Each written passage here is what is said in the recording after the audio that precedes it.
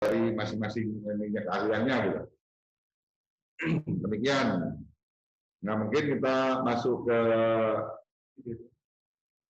video drone dulu untuk pengenalan apa yang sudah kami lakukan di lapangan. Mungkin kesempatan ini kita memperlihatkan video drone posisi sampai dengan tanggal ini video drone sampai tanggal 26, per tanggal 26 November. Silakan. Ini kondisi di intersection STA 0 kilometer 25 di bypass. Ini STA 0-nya. Ini sudah rampung, tinggal pemeliharaan sedikit. Ini STA 0 sampai 500, ini sudah selesai rigidnya. Ini termasuk kelengkapannya dari guardrail, barrier, PCU sudah selesai. Saluran juga sudah.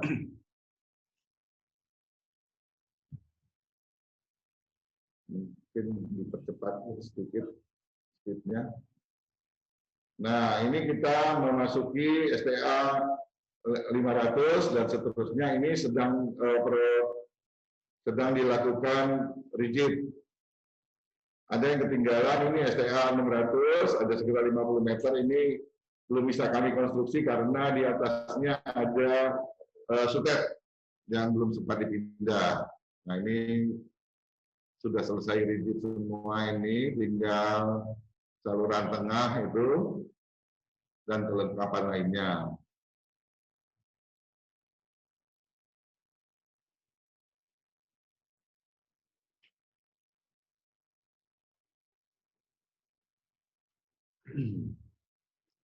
Nah, memang kalau dilihat saat ini sudah jadi ya, padahal sebetulnya pekerjaan sebelumnya ini sangat krusial karena tanah existingnya sangat jelek, ada rawa, sehingga perlu diperbaiki. Nanti mungkin detailnya nanti akan dielaborasi oleh Mbak Anita. Ini STA 1000, sekitar 1700-800 ini daerah gerbang tol, yang samping kanan itu adalah area office-nya.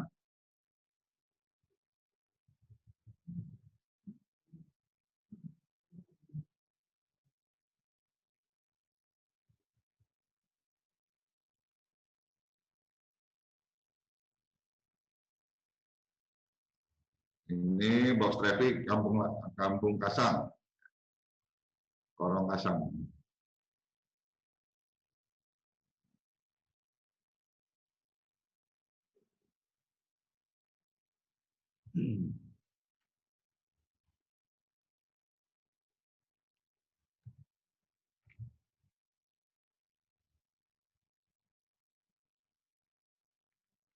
Nah, di depan ini, di STA sekitar 2.800 ke atas ini kelihatan belum dikerjakan. Ini masih pekerjaan tanah, karena di sini ada yang namanya preloading.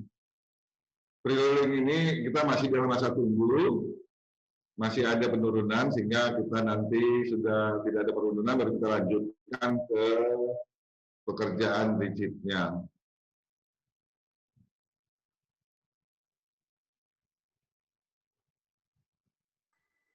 Saat ini progres tol Cicipa ini sudah 31,68%. Lebih banyaknya kontribusi dari pengadaan atau item-item yang melalui produksi seperti girder, barrier, dan lain-lain, guardrail itu sudah kita siapkan semuanya, sehingga tinggal menunggu lahan bebas kita bisa langsung konstruksi.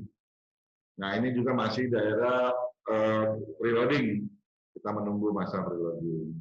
Setelah preloading ini, improvement tanahnya ini kita dilakukan dengan metode full displacement column karena rawanya itu sampai kedalaman bisa sampai 20 meter.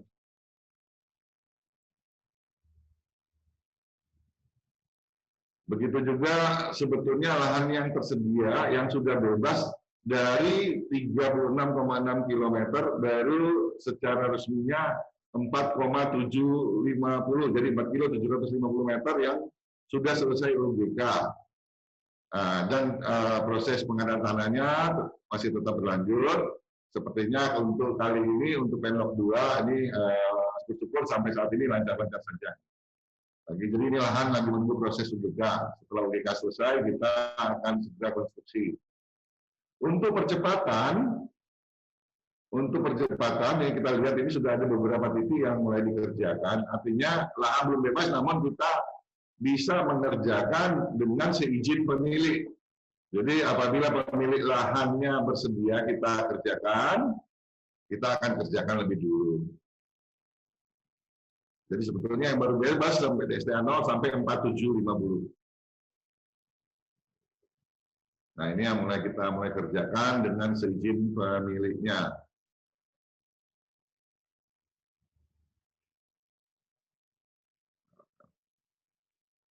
Dari 12, 13 STA.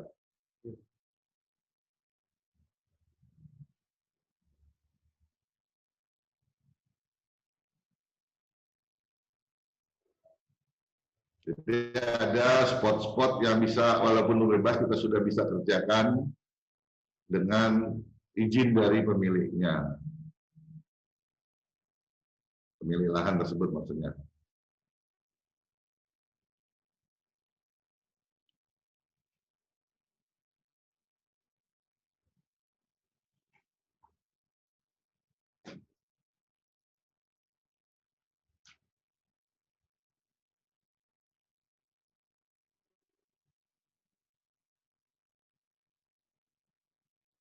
Ini daerah STA 23, ini jalan masuk ke kantor Bupati Padang Pariaman. Jadi ada bridge-nya udah kita selesaikan. Ini di daerah ujung, ini STA 35, ini sedang dalam pelaksanaan pekerjaan under bridge STA 35.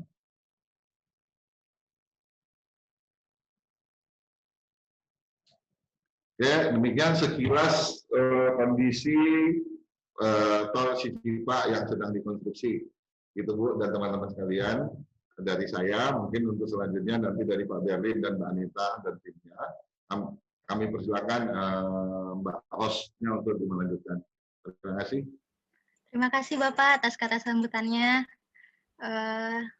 Baik, di sesi webinar kita kali ini kita akan membahas mengenai progres dan tahapan pembangunan Jalan Tol Trans Sumatera Seksi Sicincin Lubuk Alung Padang.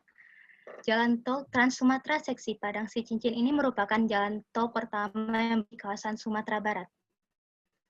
Tujuan pembangunan ini tentunya tak lepas untuk meningkatkan kesejahteraan hidup masyarakat yang berada di kawasan Sumatera dengan cara melaksanakan pengembangan wilayah Sumatera.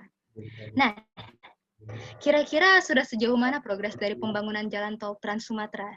Dan apa saja tahapan-tahapan dalam pembangunan jalan tol ini?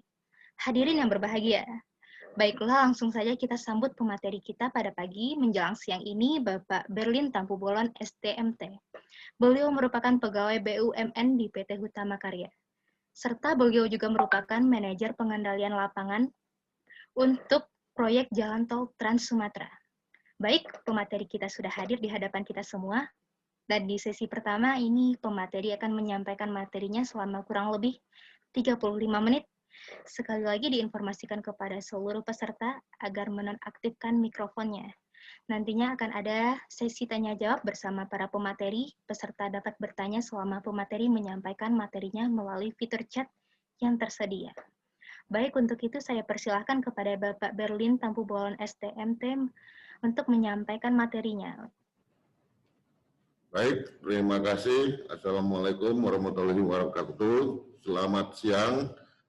Salam sejahtera kita buat semua dan salam ketemu nih melalui daring. Jadi perkenalkan saya Berlin Tampu Bolon, saya adalah manajer ini untuk pekerjaan proyek pembangunan Sicincin Padang. Saya membantu Pak Martin di dalam hal pengendalian pelaksanaan.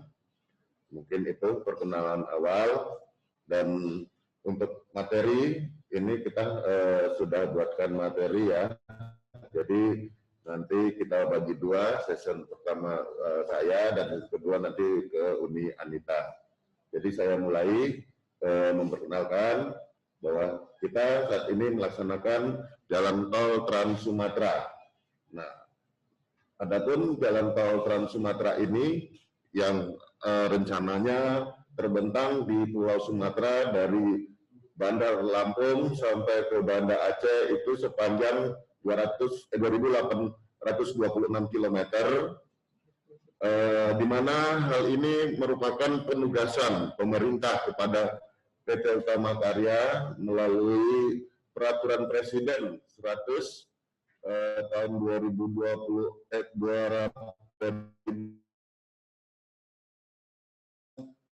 pemerintah menugaskan 8 ruas yang harus dikerjakan oleh PT Utama Karya. Kemudian di tahun 2015 terkait untuk percepatan pelaksanaan pembangunan jalan tol di Trans Sumatera ini, pemerintah kembali menugaskan PT Utama Karya melalui Perpres nomor 117 tahun 2015 untuk melaksanakan pembangunan jalan tol Trans Sumatera sebanyak 24 ruas.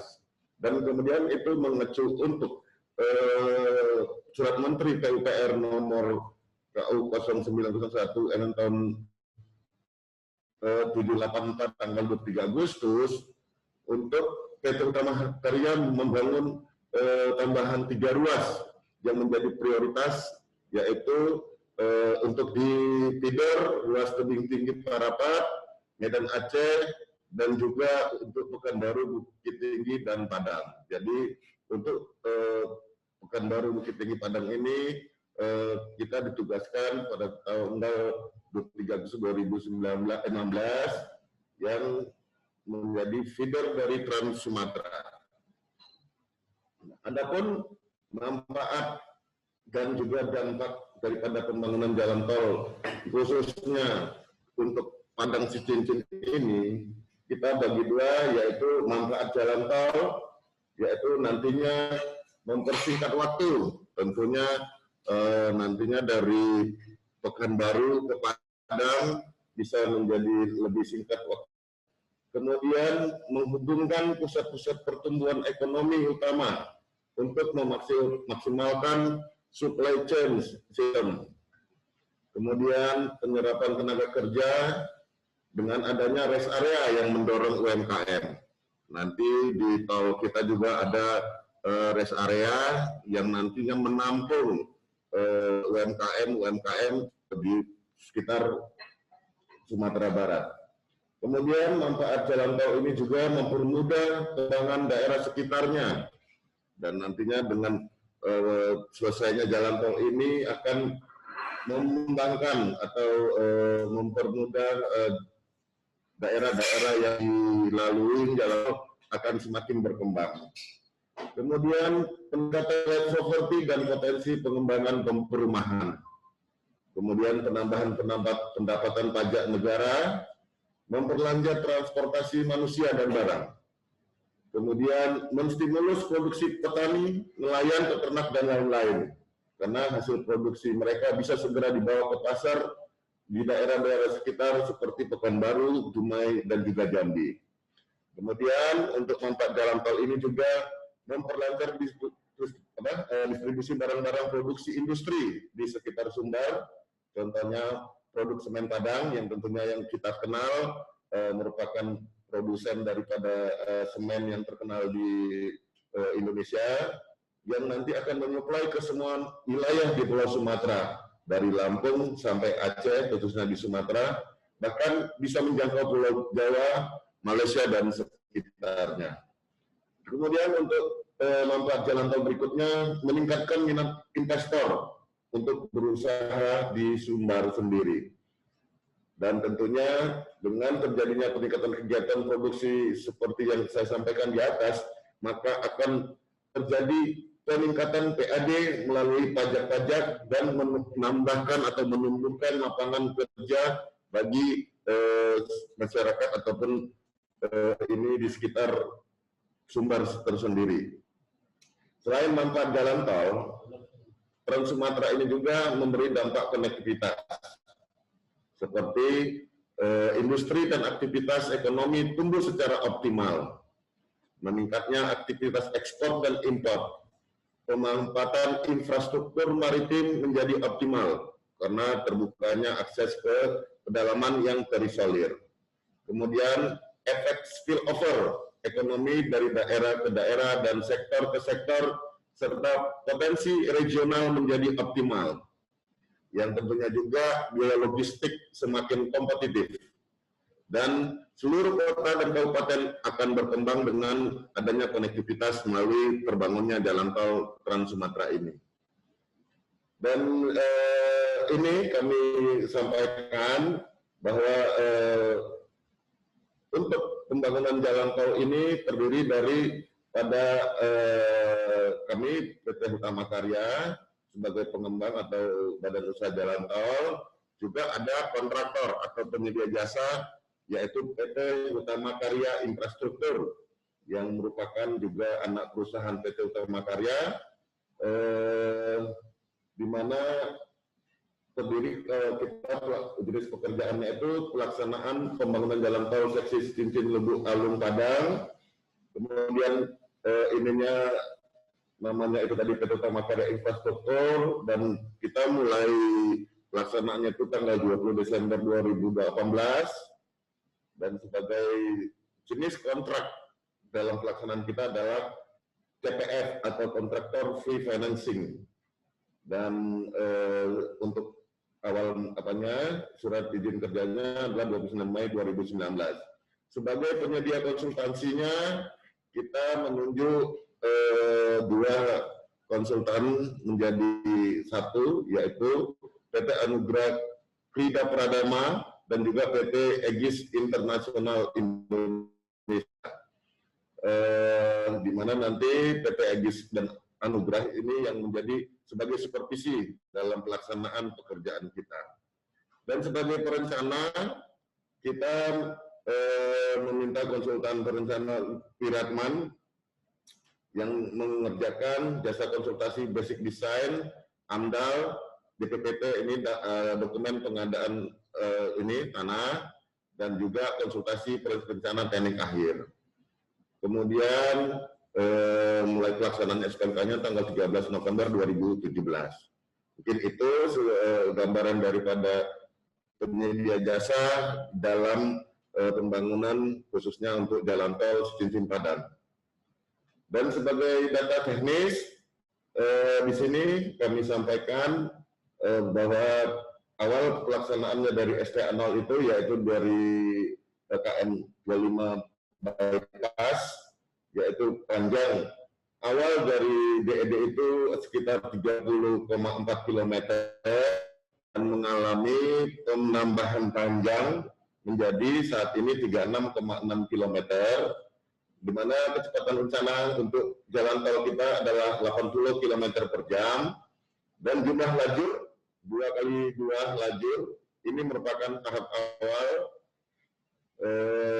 yang nantinya akan menjadi 2x3 lajur sebagai final stage-nya. Dan di sekitar atau di dalam trase kita itu gerbang tol, yaitu 2 gerbang tol barrier gate, yaitu yang tadi di STA 1,1+800, yaitu tadi yang sudah ada di video drone. Kemudian di Kecamatan 2x11 Kayu Tanam di STA 32900. Dan seperti tadi yang saya sampaikan, rest area 12 di STA 2100 dengan tipe A. Jenis perkerasan kita sendiri adalah perkerasan rigid. Dan khusus untuk ruas kita di Cincin Padang ini, kita seperti yang disampaikan oleh Pak Prodir tadi, dalam melaksanakan pekerjaan ini kita mengambil atau melaksanakan beberapa improvement untuk penanganan tanah dasar, yaitu dengan cara replacement. Kemudian nanti akan secara detail disampaikan oleh Ibu Anita dan tim. Kemudian nanti ada VVD atau VVD free loading. Kemudian ada juga dengan mini file, juga dengan fibrostone kolom dan full displacement column. Jadi memang khusus di daerah atau trase kita ini dari 36,6 ini dari hasil pengambilan soil investigasi yang kita lakukan, ini beberapa karakter tanah yang perlu kita tangani sebelum pelaksanaan untuk konstruksi jalan tolnya. Nah, untuk di trase kita ini ada jenis-jenis bangunan struktur, yaitu ada jembatan sungai, kemudian ada overpass, yaitu overpass itu untuk sebagai crossing jalan kabupaten dan jalan desa. Kemudian ada jembatan underpass, jalan kabupaten, jalan kawasan industri, jalan desa, dan jalan inspeksi irigasi. Kemudian ada box traffic, yaitu jalan kabupaten dan jalan desa. Kemudian yang terakhir kita juga ada box pedestrian untuk mengakomodir jalan lokal yang existing yang sebagai crossing di jalan tol trase kita ini. Mungkin ini ada lagi ini yang kita ini kan. Oke, nah untuk proses tahapan prakonstruksi jalan tol sendiri sebagai tahapan pelaksanaannya itu bisa kami sampaikan. Pertama, awal-awal sekali ini adalah FS atau feasibility study-nya dan juga basic design yang tadi basic design ini dikerjakan oleh konsultan perencana.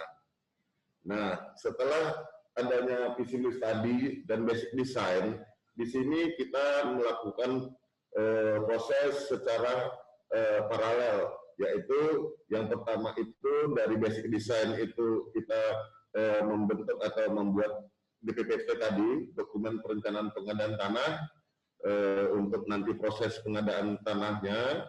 Kemudian kita juga langsung melaksanakan lelang atau tender, baik itu konsultan AMDAL, konsultan RTA, dan juga untuk kontraktor atau penyedia jasa yang nanti untuk melaksanakannya. Nah, dari ini kita mungkin lanjut dari lanjutan DPPT tadi. Kita ini DPPT ini mengajukan ke pemerintah daerah yang tentunya sebagai ini adalah pemerintah provinsi untuk dari DPPT itu atau road plan untuk pengakuan ataupun surat keputusan tentang penetapan lokasi, sehingga dengan adanya SK Penlok inilah sebagai dasar ataupun menjadi kekuatan kita untuk melakukan pengadaan tanahnya. Nah, dari setelah terbit SK Penlok yang diterbitkan oleh pemerintah provinsi gubernur, kemudian dilanjutkan dengan penunjukan P2T atau panitia pelaksanaan tanah atau panitia pengadaan tanah.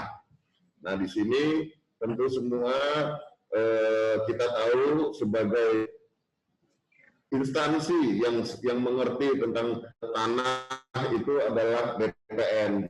Secara undang-undang BPN ditunjuk sebagai ketua pelaksana pengadaan tanah.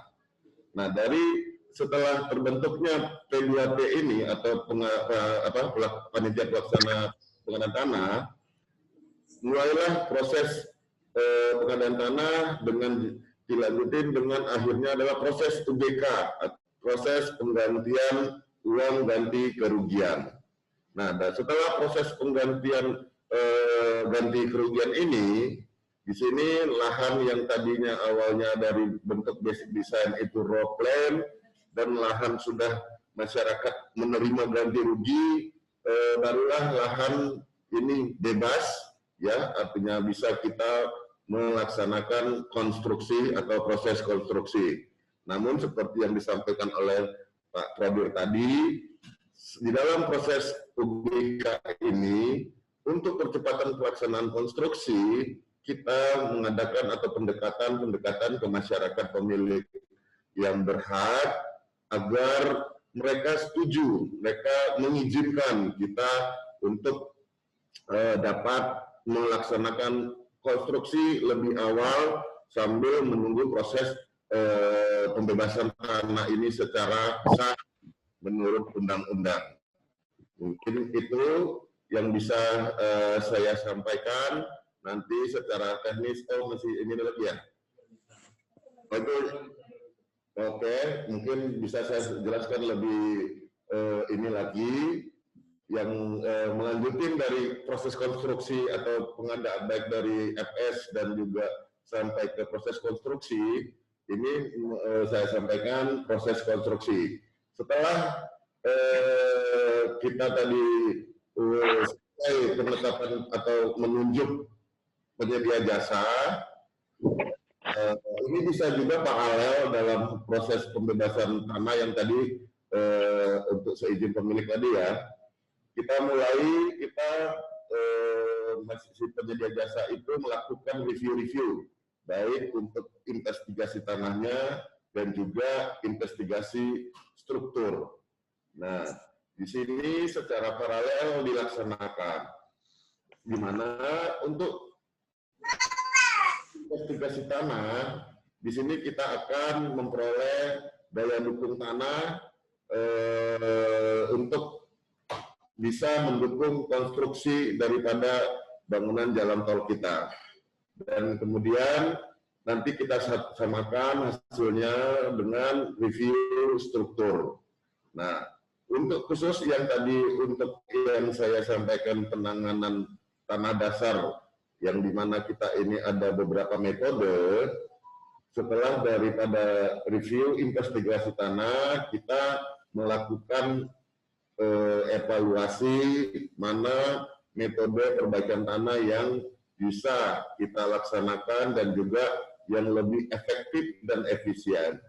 Nah, dari sini kita mulai pelaksanaan, kemudian dilanjutin dengan konstruksi badan jalannya sendiri, yaitu dengan penimbunan tanah atau common raw material atau CBM secara ininya kita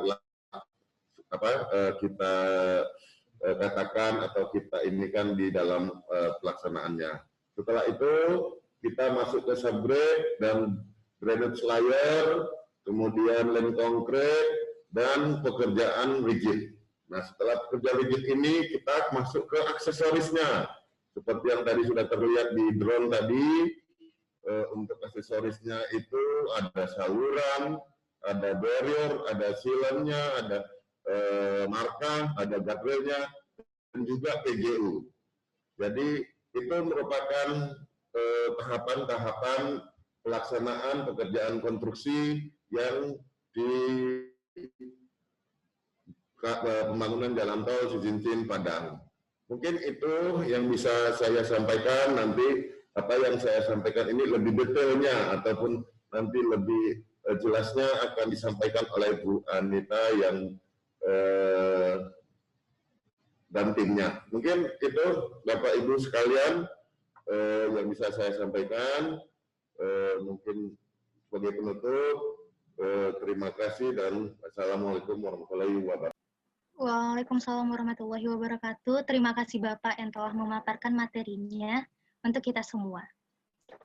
Selanjutnya kita masuk ke sesi yang kedua, yaitu penyampaian materi oleh Ibu Anita Lesya, STMT.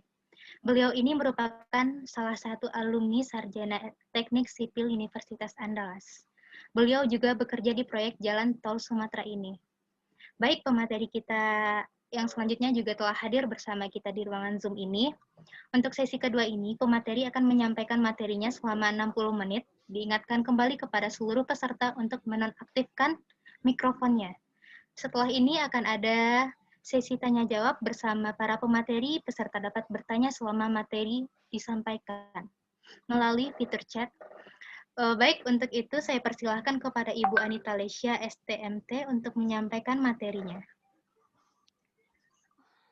Baik, terima kasih kepada pembawa acara. Assalamualaikum warahmatullahi wabarakatuh. Pertama-tama saya mengucapkan terima kasih kepada Kepala Prodi S1 Jurusan Teknik Sipil Universitas Andalas, Ibu Nur Hamidah, dan juga terima kasih kepada Project Director Jalan Tol Ruas Cicin Padang, kepada Bapak Martin, dan terima kasih juga kepada Bapak Berlin dan para peserta webinar kali ini. Mungkin saya langsung saja, tadi sudah diperkenalkan oleh hostnya, Baik, saya akan melanjutkan presentasi terkait proses pembangunan dan metode kerja untuk jalan tol Cincin Padang. Untuk pertama dulu saya akan menjelaskan terkait metode pekerjaan, nanti baru saya jelaskan sudah sampai mana progres pekerjaan jalan tol Cincin Lubuk Alung Padang. Pertama, ini saya akan menjelaskan terkait tipikal bangunan, seperti yang sudah dijelaskan oleh Bapak Berlin tadi. Untuk tipikal bangunan di jalan tol, ada beberapa bangunan yang akan kita bangun. Pertama itu, di sini ada rest area.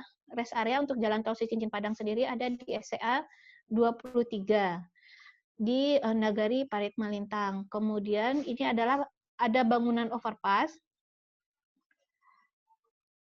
Untuk bangunan overpass ini berfungsi untuk menghubungkan jalan existing yang sudah ada, itu bisa berupa jalan desa ataupun jalan kabupaten. Kemudian juga ada underpass. Bedanya overpass dengan underpass, overpass artinya ada bangunan di atas jalan tol, sedangkan underpass bangunan crossingnya berada di bawah jalan tol, yang fungsinya sama menghubungkan jalan existing yang sudah ada. Jadi setiap jalan atau saluran yang sudah ada itu tidak boleh tertutup oleh jalan tol, sehingga harus tetap diakomodir. Kemudian ini ada gerbang tol, tadi sudah dijelaskan juga untuk jalan tol Cincin Padang ada dua gerbang di SCA 1800 dan 32+900. Kemudian ini ada interchange. Interchange ini fungsinya untuk menghubungkan jalan utama dengan jalan akses. Dan yang terakhir ada box traffic. Fungsinya juga sama dengan overpass atau underpass, itu menghubungkan jalan existing yang sudah ada. Kemudian ini ada tipikal perkerasan. Jadi perkerasan yang digunakan di jalan tol Cincin Padang adalah perkerasan rigid dengan tebal 30 cm, dan di bawahnya ada lin konkrit dan ada drainage layer lebih kurang 15 cm menggunakan agregat base A. Untuk jumlah lajur jalan tol sendiri ada 2x2 dengan lebar jalur utama itu 3,6 meter dan bahu jalan 3 meter. Kemudian untuk tahapan pekerjaan jalan tol, jadi yang akan saya jelaskan ini tahapan pekerjaan yang besar dan umum, yaitu pertama tahapan pekerjaan mobilisasi, pekerjaan tanah, pekerjaan main road, dan pekerjaan struktur. Untuk mobilisasi sendiri, lingkupnya yang pertama yaitu untuk mobilisasi personil lapangan, sesuai dengan kebutuhan lapangan. Kemudian penyewaan lahan yang berfungsi sebagai base camp, kantor, atau stockyard, dan fasilitas lain yang sesuai dengan dokumen kontrak. Yang ketiga yaitu pembuatan fasilitas kantor. Yang keempat, mobilisasi peralatan secara bertahap. Jadi mobilisasi di awal ada, di saat pekerjaan sudah dimulai pun juga ada. Jadi secara bertahap sesuai dengan kebutuhan lapangan. Jadi sesuai dengan pekerjaan yang akan dikerjakan. Kemudian survei dan pengukuran, pembuatan soft drawing, penyiapan alat pendukung lainnya. Dan penyiapan alat pendukung ini seperti papan nama proyek dan alat ukur dan lain-lain. Kemudian kita lanjut ke tahap berikutnya yaitu pekerjaan tanah. Untuk pekerjaan tanah sendiri, ini ada beberapa tahapan pekerjaan. Yang pertama, yaitu pekerjaan pengukuran dan clearing, pekerjaan galian, pekerjaan perbaikan tanah dasar. Seperti yang sudah jelaskan tadi, untuk jalan tol Cincin Padang itu berada di kawasan atau di lokasi tanah lunak, jadi ada beberapa perbaikan tanah dasar, kemudian pekerjaan timbunan, pekerjaan subbase, dan pekerjaan drainase. Untuk pekerjaan tanah, kita mulai pada pengukuran dan clearing. Jadi untuk pengukuran atau stake out menggunakan total station yang dilakukan oleh surveyor. Jadi untuk jarak antar titik stake out-nya ini 25 meter, dan pengukuran ROW dengan lebar berkisar 60 sampai 120 meter. Jadi lebar ROW lebar ROW jalan tol sendiri ini bervariasi. Kita minimal di 60 dan maksimal hampir lebih dari 120 meter, tergantung kondisi lahan. Jadi untuk lokasi perbukitan dengan timbunan tinggi dan galian dalam, itu ROW-nya bisa mencapai 120 meter.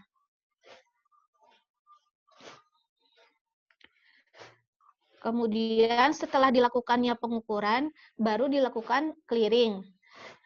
Untuk clearing, untuk lokasi lahan yang akan di-clearing berpatokan pada hasil pengukuran stakeout tadi. Jadi berdasarkan hasil stakeout koordinat ROW, itu semua lahannya di-clearing menggunakan bulldozer dengan ketebalan 30 cm, yaitu fungsinya untuk menghilangkan tanah humus. Jadi untuk setiap pekerjaan kita mempunyai quality target. Untuk clearing, permukaan tanahnya harus rata, tidak ada gundukan tanaman atau akar, sampah, dan material lainnya. Jadi tanah existing sudah harus bersih dari humus. Setelah dilakukannya clearing, untuk lokasi perbukitan atau lokasi yang elevasinya kita diharuskan turun, dilakukan pekerjaan galian atau pada pekerjaan tanah jelek. Nanti akan saya coba jelaskan detail. Jadi untuk pekerjaan galian ini dibagi kepada dua tipe material. Jadi material yang bisa digunakan kembali dan material yang unsuitable atau material yang tidak bisa digunakan. Untuk material yang bisa digunakan, bisa dikirim langsung ke lokasi timbunan. Jadi di sini kita sering menyebut di lapangan cut and fill. Jadi pada lokasi cut, tanahnya yang masih bagus atau sesuai dengan spesifikasi bisa digunakan sebagai timbunan, itu akan dikirim ke lokasi timbunan atau ditempatkan di stockyard, lokasi sementara. Itu untuk suitable material. Kemudian untuk unsuitable material ini seperti tanah rawa.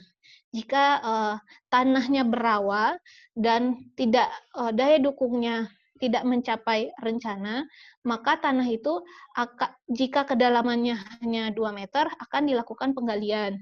Jika lebih, maka akan dilakukan improvement tanah atau perbaikan tanah pada lokasi tersebut.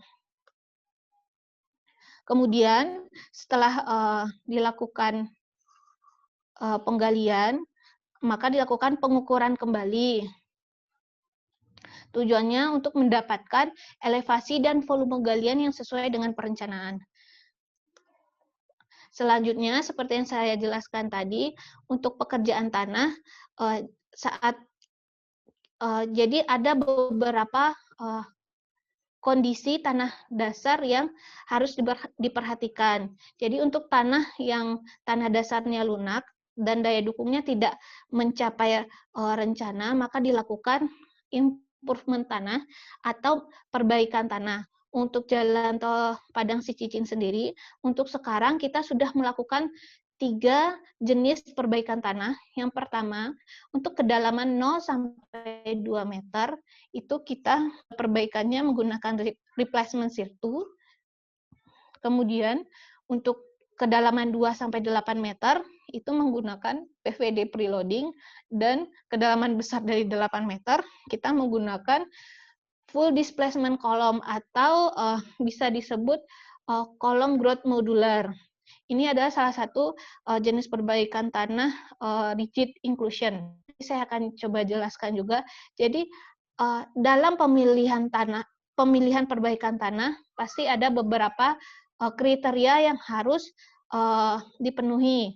Yang pertama adalah biaya, kedua waktu, dan pengerjaan di lapangan. Jadi setiap perbaikan tanah yang kita pilih itu secara biaya, waktu, dan pengerjaan adalah yang paling optimal.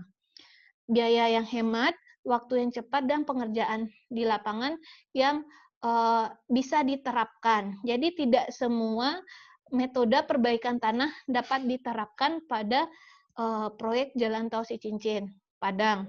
Jadi untuk saat ini yang sudah kita kerjakan ada 3 metode perbaikan tanah. Baiklah, saya akan coba jelaskan. Pertama itu perbaikan tanah dasar menggunakan replacement material atau di sini kita menggunakan sirtu.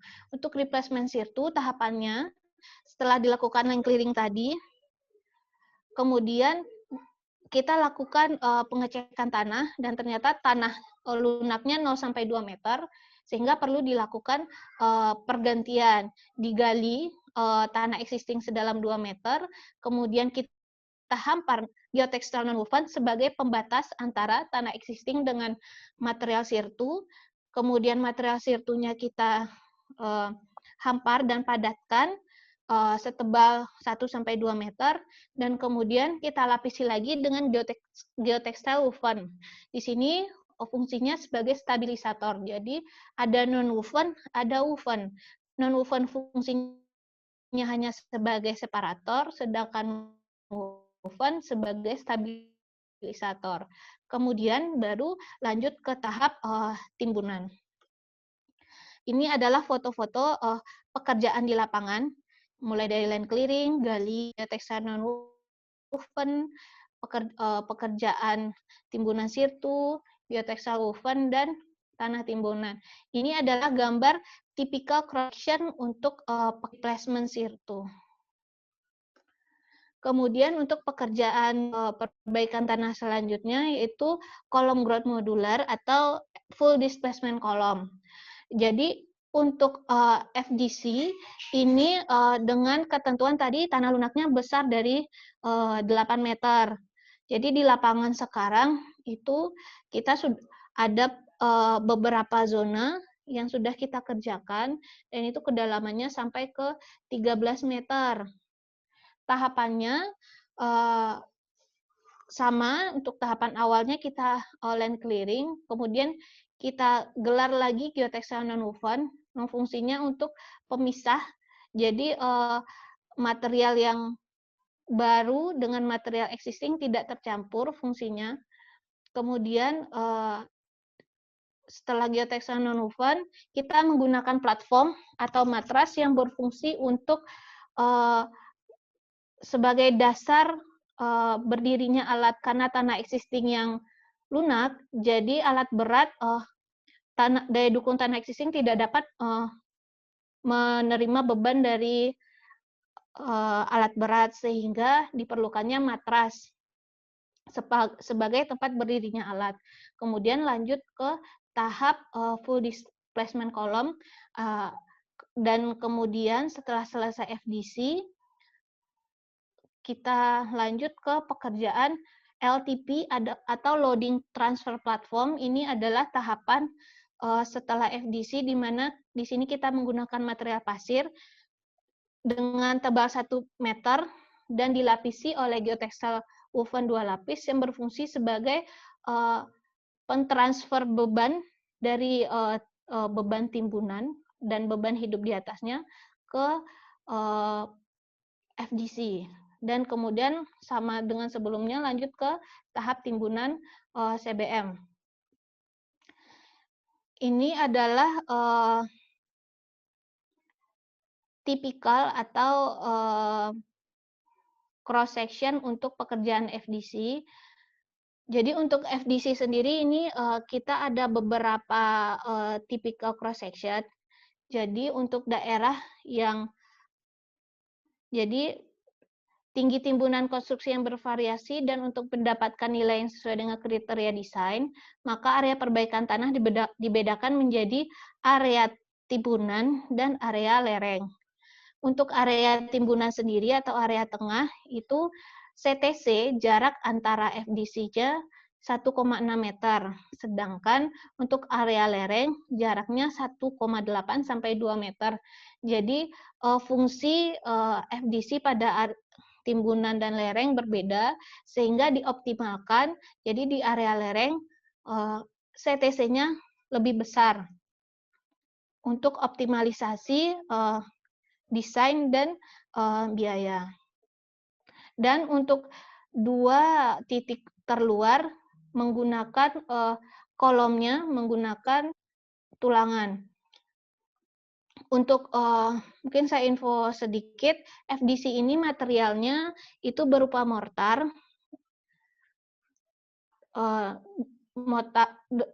berupa mortar. Ini adalah tahapan dalam pekerjaan tanah FDC. Pertama yaitu setting dan positioning, kemudian proses penetrasi. Jadi alat FDC-nya ditekan sampai ke kedalaman rencana. Di sini kita kedalaman rencananya 12-15 meter. Kemudian saat proses pencabutan, maka mortarnya akan keluar dengan diameter 42 cm. Kemudian mortarnya diinjeksi sampai ke bagian atas. Itu adalah tahapan untuk pekerjaan FDC. Selanjutnya itu pekerjaan PVD preloading. Di sini juga untuk PVD preloading ini untuk tanah yang lebih kedalaman, tanah lunaknya dengan kedalaman yang lebih kecil, yaitu kecil dari 8 meter. Untuk yang lebih besar dari 8 meter menggunakan FDC, yang kecil dari 8 meter menggunakan PVD dan preloading. Tahapannya hampir sama dengan FDC tadi, tapi bedanya setelah geotextile nonwoven, untuk PVD preloading kita menggunakan lapisan sand drain. Sand drain ini berfungsi sebagai horizontal drain, jadi air yang keluar melalui PVD dari tanah existing akan dialirkan secara horizontal menggunakan sand drain. Jadi harus menggunakan pasir yang berbutir yang dapat mengalirkan air. Jadi setelah penghamparan sand drain 1 meter, kemudian lanjut PVD, pemasangan PVD sampai kedalaman yang ditentukan, direncanakan. Kemudian kita pasang lagi geotextile woven sebagai stabilisator dan lanjut ke tanah timbunan. Nah, ini adalah contoh kegiatan di lapangan setelah land clearing, pemasangan nonwoven, penghamparan sand drain, pemasangan PVD, geotextile woven, dan ke timbunan CBM dan lanjut ke preloading. Jadi preloading ini berfungsi untuk beban yang berfungsi sebagai beban tambahan untuk mempercepat penurunan tanah, sehingga daya dukungnya tercapai sesuai dengan kriteria desain yang direncanakan. Untuk kriteria desain jalan tol sendiri, itu tidak boleh ada penurunan, atau maksimal penurunan 1 tahun itu hanya 2 cm, dan maksimal selama 10 tahun itu 10 cm. Jadi jika lebih, jadi itulah kriteria desain untuk perencanaan improvement tanah dasar. Kemudian yang terakhir itu untuk pekerjaan tanah, perbaikan tanah yaitu menggunakan mini pile. Ini hampir sama dengan FDC tadi, tapi bedanya di sini kita menggunakan pondasi precast mini pile, dimensinya 25 x 25 cm. Fungsinya sama, yaitu meningkatkan daya dukung. Setelah land clearing, di sini kita bisa langsung pancang mini pile-nya, karena alat beratnya tidak terlalu besar, tidak sama dengan FDC tadi. Kemudian di sini juga menggunakan LTP, Loading Transfer Platform, di sini menggunakan CIRTU.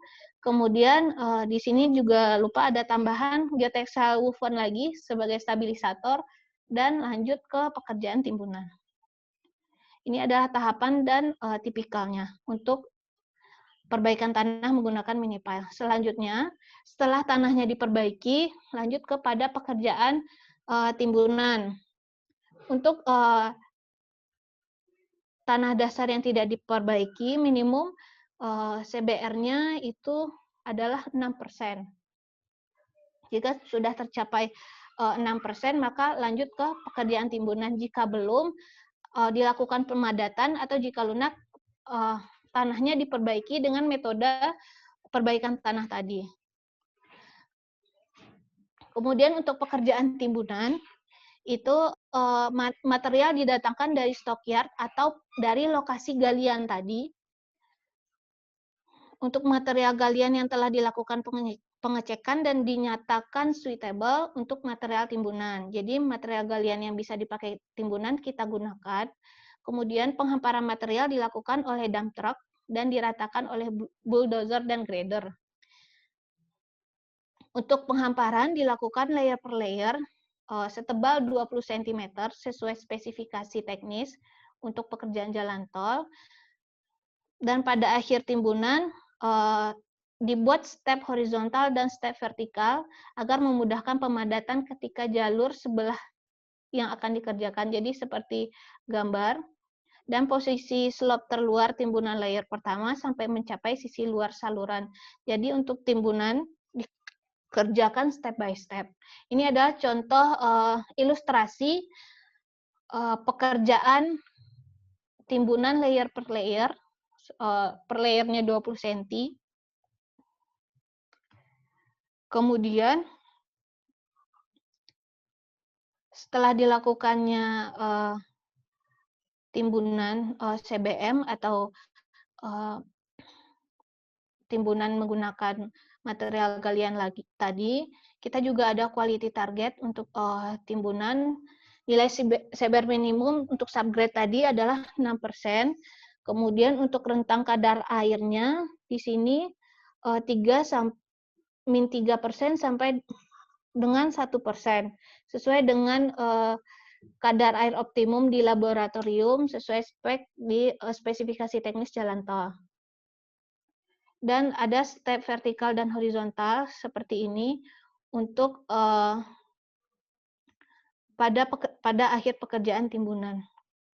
Kemudian setelah pekerjaan timbunan selesai, baru dilakukan finishing untuk lereng atau slope. Untuk quality target slope sendiri memiliki kepadatan yang ditentukan sesuai spek, tidak mudah tergerus. Jadi makanya tadi dibuatkan stack ini horizontal vertikal supaya kepadatan di lereng sama dengan kepadatan di tengah. Jadi pemadatannya itu sudah dari awal dan kemudian baru dilakukan perapian untuk lerengnya. Jadi pemadatannya bukan di akhir. Kemudian setelah pekerjaan timbunan, lanjut kepada pekerjaan drainase. Untuk drainase sendiri, di sini ada drainase sementara dan drainase permanen. Untuk drainase sementara atau temporary merupakan drainase yang dibuat sebelum dan selama pekerjaan main road dan struktur. Drainase temporary ini berfungsi untuk menjaga pekerjaan tanah dan mengalirkan aliran existing sehingga tidak menghambat aliran yang ada. Dan yang kedua yaitu drainase permanen. Drainase permanen ini merupakan drainase yang dibuat sesuai gambar rencana, berfungsi untuk mengalirkan air dari dari suatu tempat ke tempat lain atau dari sisi kanan ke kiri atau sebaliknya, sesuai dengan arah aliran yang ada. Jadi untuk drainase permanen mencakup drainase melintang cross atau memanjang. Jadi untuk drainase melintang cross ini seperti box culvert, RC pipe, atau bisa jadi dalam bentuk jembatan sungai juga. Dan untuk memanjang itu yaitu sepanjang jalan tol di sisi kanan dan kiri untuk menampung aliran dari badan jalan. Kemudian setelah selesai pekerjaan tanah, lanjut pada pekerjaan main road. Untuk pekerjaan main road sendiri, itu ada pekerjaan drainage layer, menggunakan agregat base A dengan tebal 15 cm, kemudian pekerjaan LC, rigid, pekerjaan finishingnya grooving, perawatan rigid, dan ini adalah finishing atau finish dari perkerasan rigid. Mungkin saya jelaskan dari tahapan pekerjaan LC setelah dilakukan staking out dan pengukuran, pengecoran dilakukan di atas lapis sub base A atau lapis drainase menggunakan agregat A.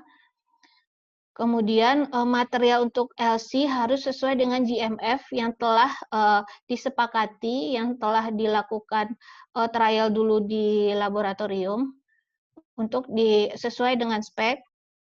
Kemudian pengukuran dan stacking out berfungsi untuk mengetahui dan menandai top elevasi dan dimensi LC, dan tahapan persiapan. Untuk quality targetnya, penyimpangan kerataan LC tidak boleh lebih dari 1 cm. Jadi di sini kita tebal LC-nya 10 cm. Kekuatan tekan beton harus lebih besar 85% dari rencana. Di sini LC-nya kita 10 MPa. Kemudian untuk kuat tekan beton rata-rata pada umur 7 hari, jadi kuat tekan beton rata-rata pada umur 7 hari dari setiap kelompok grup atau contoh spesimen yang diambil pada setiap pelaksanaan pekerjaan tidak boleh kurang dari 125 kg per cm persegi. Kemudian untuk pekerjaan rigid pavement, setelah dilakukan LC, kita lakukan pengukuran kembali. Sebelum rigid dihampar, area harus sudah terlapisi plastik sheet di atas permukaan LC dan bersih. Penentuan metode ditentukan di mana lebar kurang dari 2 meter, ini kita metodenya pengecorannya manual, sedangkan lebih dari 2 meter kita menggunakan virgin atau concrete paver. Dan kemudian pemasangan backisting untuk rigid pavement. Untuk backisting harus lurus, rata, dan rapi, dan diberikan pelumas sebelum pengecoran. Untuk rigid kita sendiri ini tebalnya 30 cm. Ini adalah contoh tahapannya setelah dipasang plastik.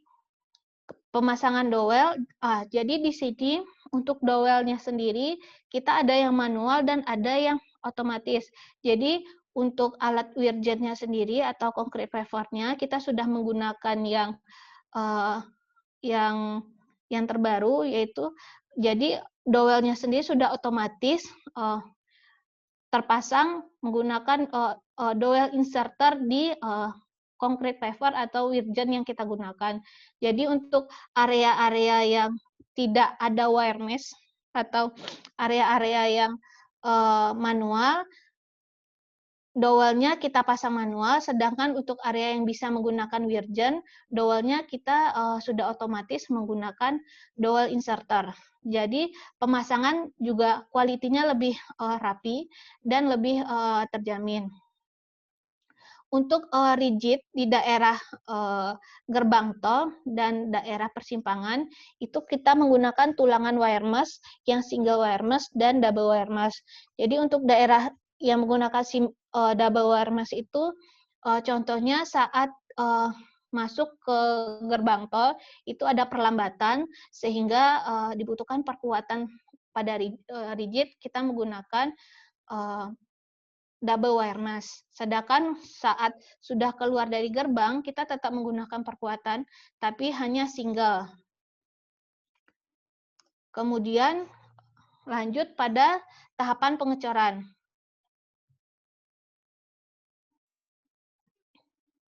Ini adalah tahapan pengecoran untuk pekerjaan rigid. Ini adalah alat virgin atau concrete paver yang saya jelaskan tadi, yang kita gunakan. Jadi untuk penghamparan, pertama itu beton dibawa dari batching plant menggunakan truk, kemudian dibantu perataan oleh bulldozer. Dibantu perataannya, kemudian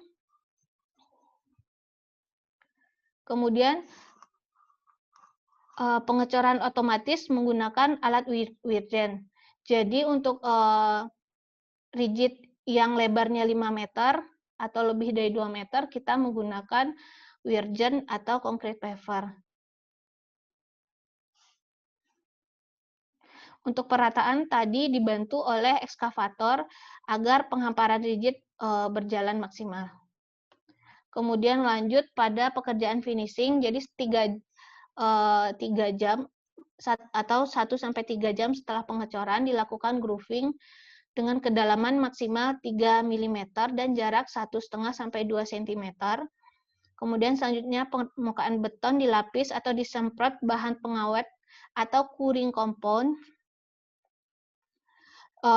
sebanyak 0,22 atau 0,27 liter per meter persegi dengan cara mekanis, dan untuk cara manual 0,27 sampai 0,36 liter per meter persegi. Dan selanjutnya pembuatan celah untuk pengisi join sealant dilakukan setelah 3 sampai 4 jam. Jadi ini adalah proses cutting untuk membuat celah. Kemudian dengan kedalaman itu seharusnya di sini dengan kedalaman 4 mili. Cutting dilakukan di atas dowel bar tadi. Jadi di atas dowel bar tadi dilakukan cutting dan kemudian ditutup dengan join sealant. Dan terakhir yaitu tahap perawatan beton. Dan lanjut untuk quality target pekerjaan main road atau rigid pavement, kerataan permukaan atau panjang dan lintang toleransi 3 mm sampai 3 meter, kelurusan tepi, panjang toleransi 5 mm sampai 10 meter. Kemudian kelurusan grooving, sudut tepi gampil maksimal 10 mm sampai 100 cm, dan kelurusan cutting dan join sealant. Jadi untuk quality target ini kita mengacu kepada spek yang berlaku untuk jalan tol atau spesifikasi teknis jalan bebas hambatan tahun 2017. Kemudian lanjut kepada pekerjaan struktur.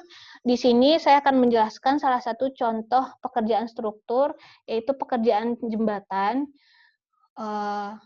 Di sini ada pekerjaan, mulai dari pekerjaan pondasi, kita menggunakan steel pipe, kemudian pile cap, kolom dan abutment, pekerjaan pierhead, girder, dan slab dan slab dan lantai atau lantai jembatan. Untuk pekerjaan pondasi yang kita gunakan adalah pondasi steel pipe dengan diameter 80 cm dan ketebalan 12 mili.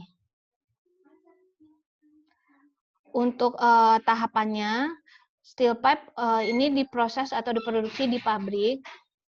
Untuk tahapan pertama akan dilakukan kunjungan pabrik untuk melakukan quality control dan menyiapkan lokasi untuk meletakkan tiang pancang di dekat lokasi atau di stockyard.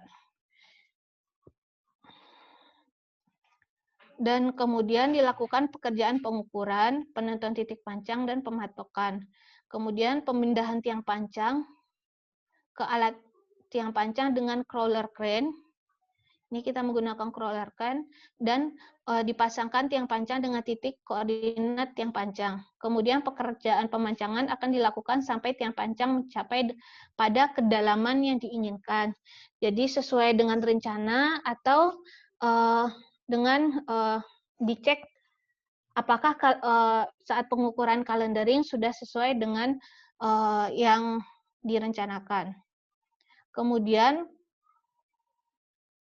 pekerjaan pengujian harus dilakukan sesuai dengan persyaratan yang ditentukan dalam spek teknis, termasuk segala sesuatu yang berhubungan dengan pekerjaan ini, yaitu seperti izin lokasinya, mengamankan lokasi dari sekitar, dan koordinasi dengan instansi terkait. Ini adalah contoh penyimpanan steel pipe. Ini ada pengukuran, handling tiang pancang. Ini adalah hasil akhir pemancangan. Ini kegiatan pemancangannya. Untuk quality target, tiang pancang tidak boleh miring.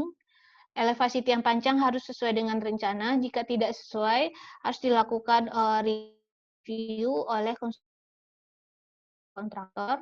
Sambungan antar tiang pancang kuat dan sesuai dengan spesifikasi. Kemudian setelah dilakukan pekerjaan tiang pancang, lanjut pada pekerjaan pile. Untuk menandai elevasi sesuai gambar rencana, melakukan pembobokan tiang pancang, karena sebelumnya tiang pancangnya juga sudah kita isi, dengan beton dengan kedalaman 4 meter dan diberi tulangan, kemudian membersihkan area galian, dan selanjutnya melakukan pengecoran link konkrit sebagai dasar dan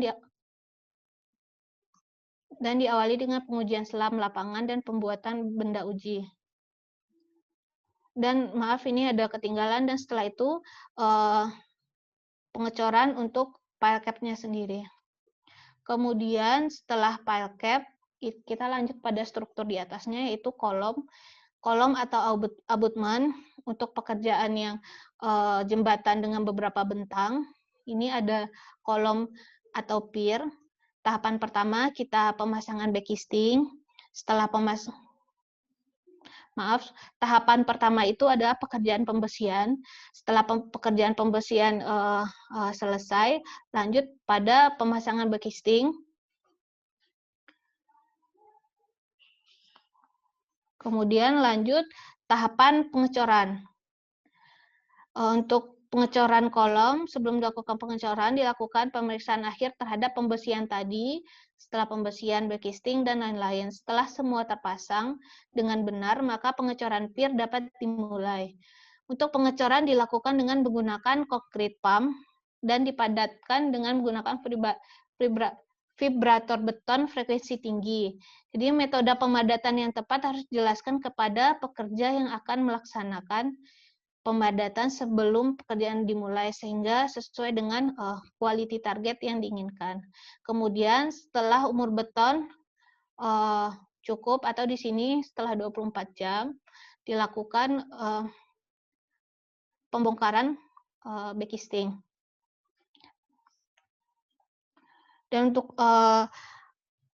untuk di pekerjaan ini juga diambil sampel untuk melakukan tes kuat tekan pada hari ke-7 dan hari ke-28.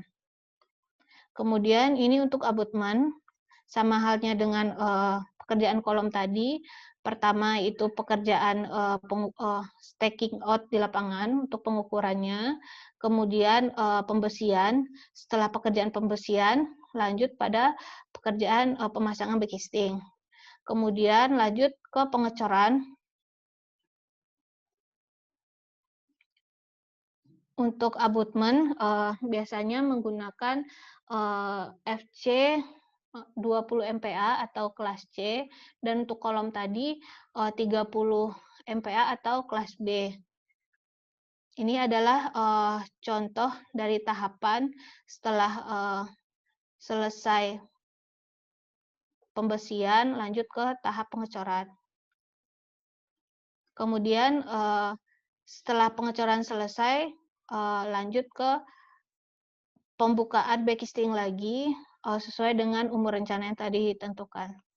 Kemudian lanjut ke pekerjaan struktur di atasnya, yaitu pekerjaan pier head.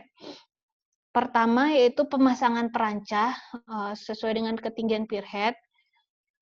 Kemudian pemasangan base form dan pengecoran pier head. Sebelum dilakukan pengecoran, dilakukan final check juga untuk pemasangan perancah, dan tadi juga ada pekerjaan pembesian, support side form-nya, dan end form sesuai dengan gambar secara bersama-sama dengan engineer. Di sini engineer maksudnya adalah konsultan pengawas. Selama pengecoran, surveyor memonitor base form dan perancah untuk mengetahui penurunan akibat beban beton pengecoran. Untuk pengecoran bisa dilakukan dalam 2 tahapan atau sesuai dengan instruksi dari engineer. Kemudian setelah dilakukan pekerjaan pier head dan sudah sesuai dengan umur rencana atau kuat strukturnya sudah 80%, bisa lanjut pada pekerjaan struktur girder. Untuk tahapan sendiri, girder yang pertama yaitu transportasi girder dari pabrik ke lokasi atau ke site. Kemudian stressing dan grouting girder, jadi girder yang segmental, di stressing dan lanjut ke dan di grouting. PCI girder disusun di atas stressing bed untuk dilaksanakan pekerjaan stressing. Pemasangan PCI girder menggunakan crawler crane dilakukan pada kondisi tanah yang datar. Pekerjaan stressing dapat dilakukan di lokasi pekerjaan. Jadi biasanya kita memang melakukan stressing di lokasi pekerjaan karena bentang girder yang di sini kita girdernya dengan span 16 sampai 45 meter. Jadi ada yang panjang 16 meter, 25 meter, 30, 40, dan 45 meter. Dan pastikan sambungan sesuai gambar kerja. Setelah semua girder terpasang dan tersusun dengan baik, baru dilakukan stressing, kemudian grouting. Ini adalah contoh dudukan sementara untuk stressing dan grouting girder. Ini adalah tahapan dari stressing, kemudian lanjut pada erection girder. Pekerjaan erection atau pemasangan girder ke atas pier head dengan bantuan crawler crane, menggunakan crawler crane. Ini adalah contoh dari tahapan pelaksanaan erection girder. Kemudian lanjut, setelah erection girder selesai, lanjut pada pekerjaan plat lantai. Untuk pekerjaan plat lantai, di sini pertama kita harus memasang dulu pemasangan safety net untuk proteksi. Jadi di sini termasuk pekerjaan lain seperti pekerjaan diafragma. Jadi sebelumnya dipasang dulu safety net untuk keamanan atau K3. Kemudian pembesian lantai jembatan pada beberapa persilangan antar tulangan diikat menggunakan kawat bendrat agar pemasangan tulangan tidak berubah. Setelah pembesian selesai dilanjutkan dengan pemasangan backisting. Jadi setelah pembesian selesai lanjut pada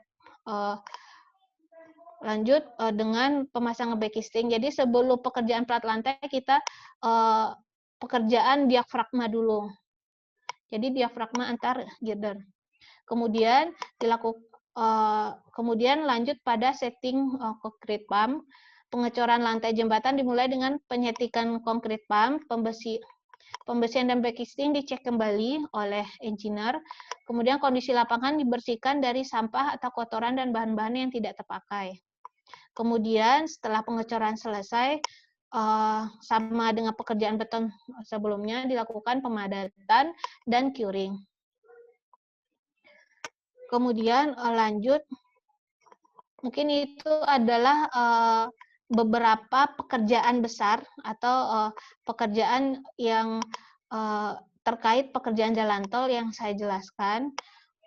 Untuk pekerjaan lainnya seperti dijelaskan Pak Berlin tadi, ada pekerjaan bangunan pelengkap seperti barrier, guardrail. Mungkin untuk itu tidak saya jelaskan secara detail. Lanjut kita ke quality target untuk jalan tol. Untuk quality target sendiri, ini adalah quality target yang harus dicapai oleh kontraktor dalam pekerjaannya. Pertama, kerataan permukaan. Jadi ini seperti saya jelaskan tadi, arah membentang dan arah melintang toleransinya 3 mili sampai per 3 meter. Kemudian kelurusan tepi, kelurusan grooving, keempat sudut ujung atas tepi jalan, tidak boleh gumpil atau retak, dan kelurusan hasil pemotongan construction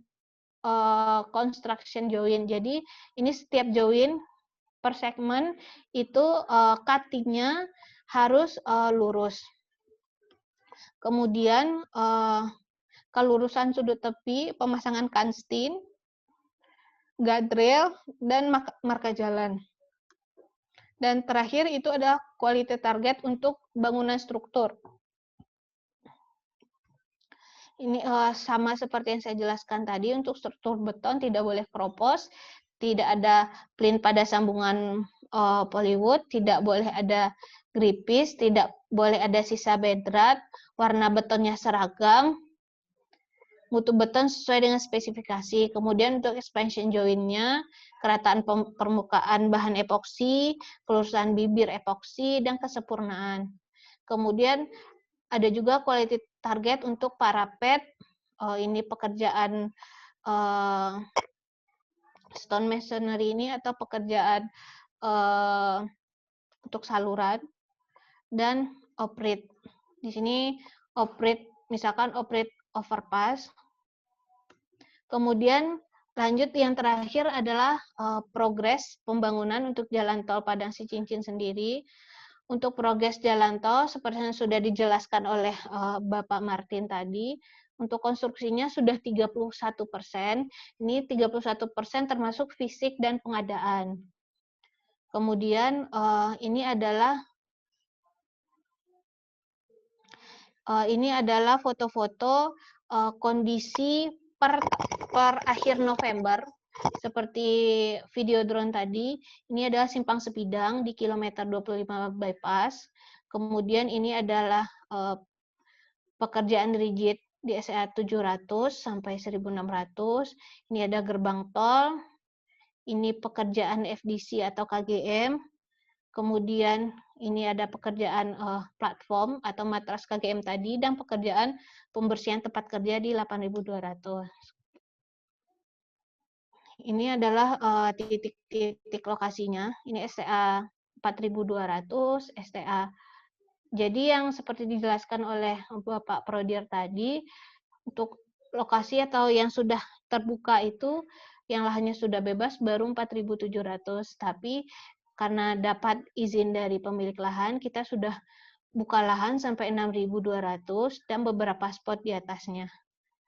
Kemudian di SCA 12.500 sampai 13, ini juga sudah ada pekerjaan SCA 8.000, dan terakhir di SCA 35.900. Mungkin sekian dari saya. Terima kasih atas perhatiannya. Jika ada pertanyaan, bisa disampaikan. Saya kembalikan kepada moderator. Terima kasih kepada Ibu yang telah memaparkan materinya. Hadirin sekalian, selanjutnya terdapat pemaparan materi oleh PT Hutama Karya mengenai penerapan Building Information Modeling. Sebelum itu, kami ingin mengingatkan untuk para peserta dapat mengisi absen webinar melalui link yang telah dibagikan melalui fitur chat. Kepada Uda Trisatsena, kami persilahkan.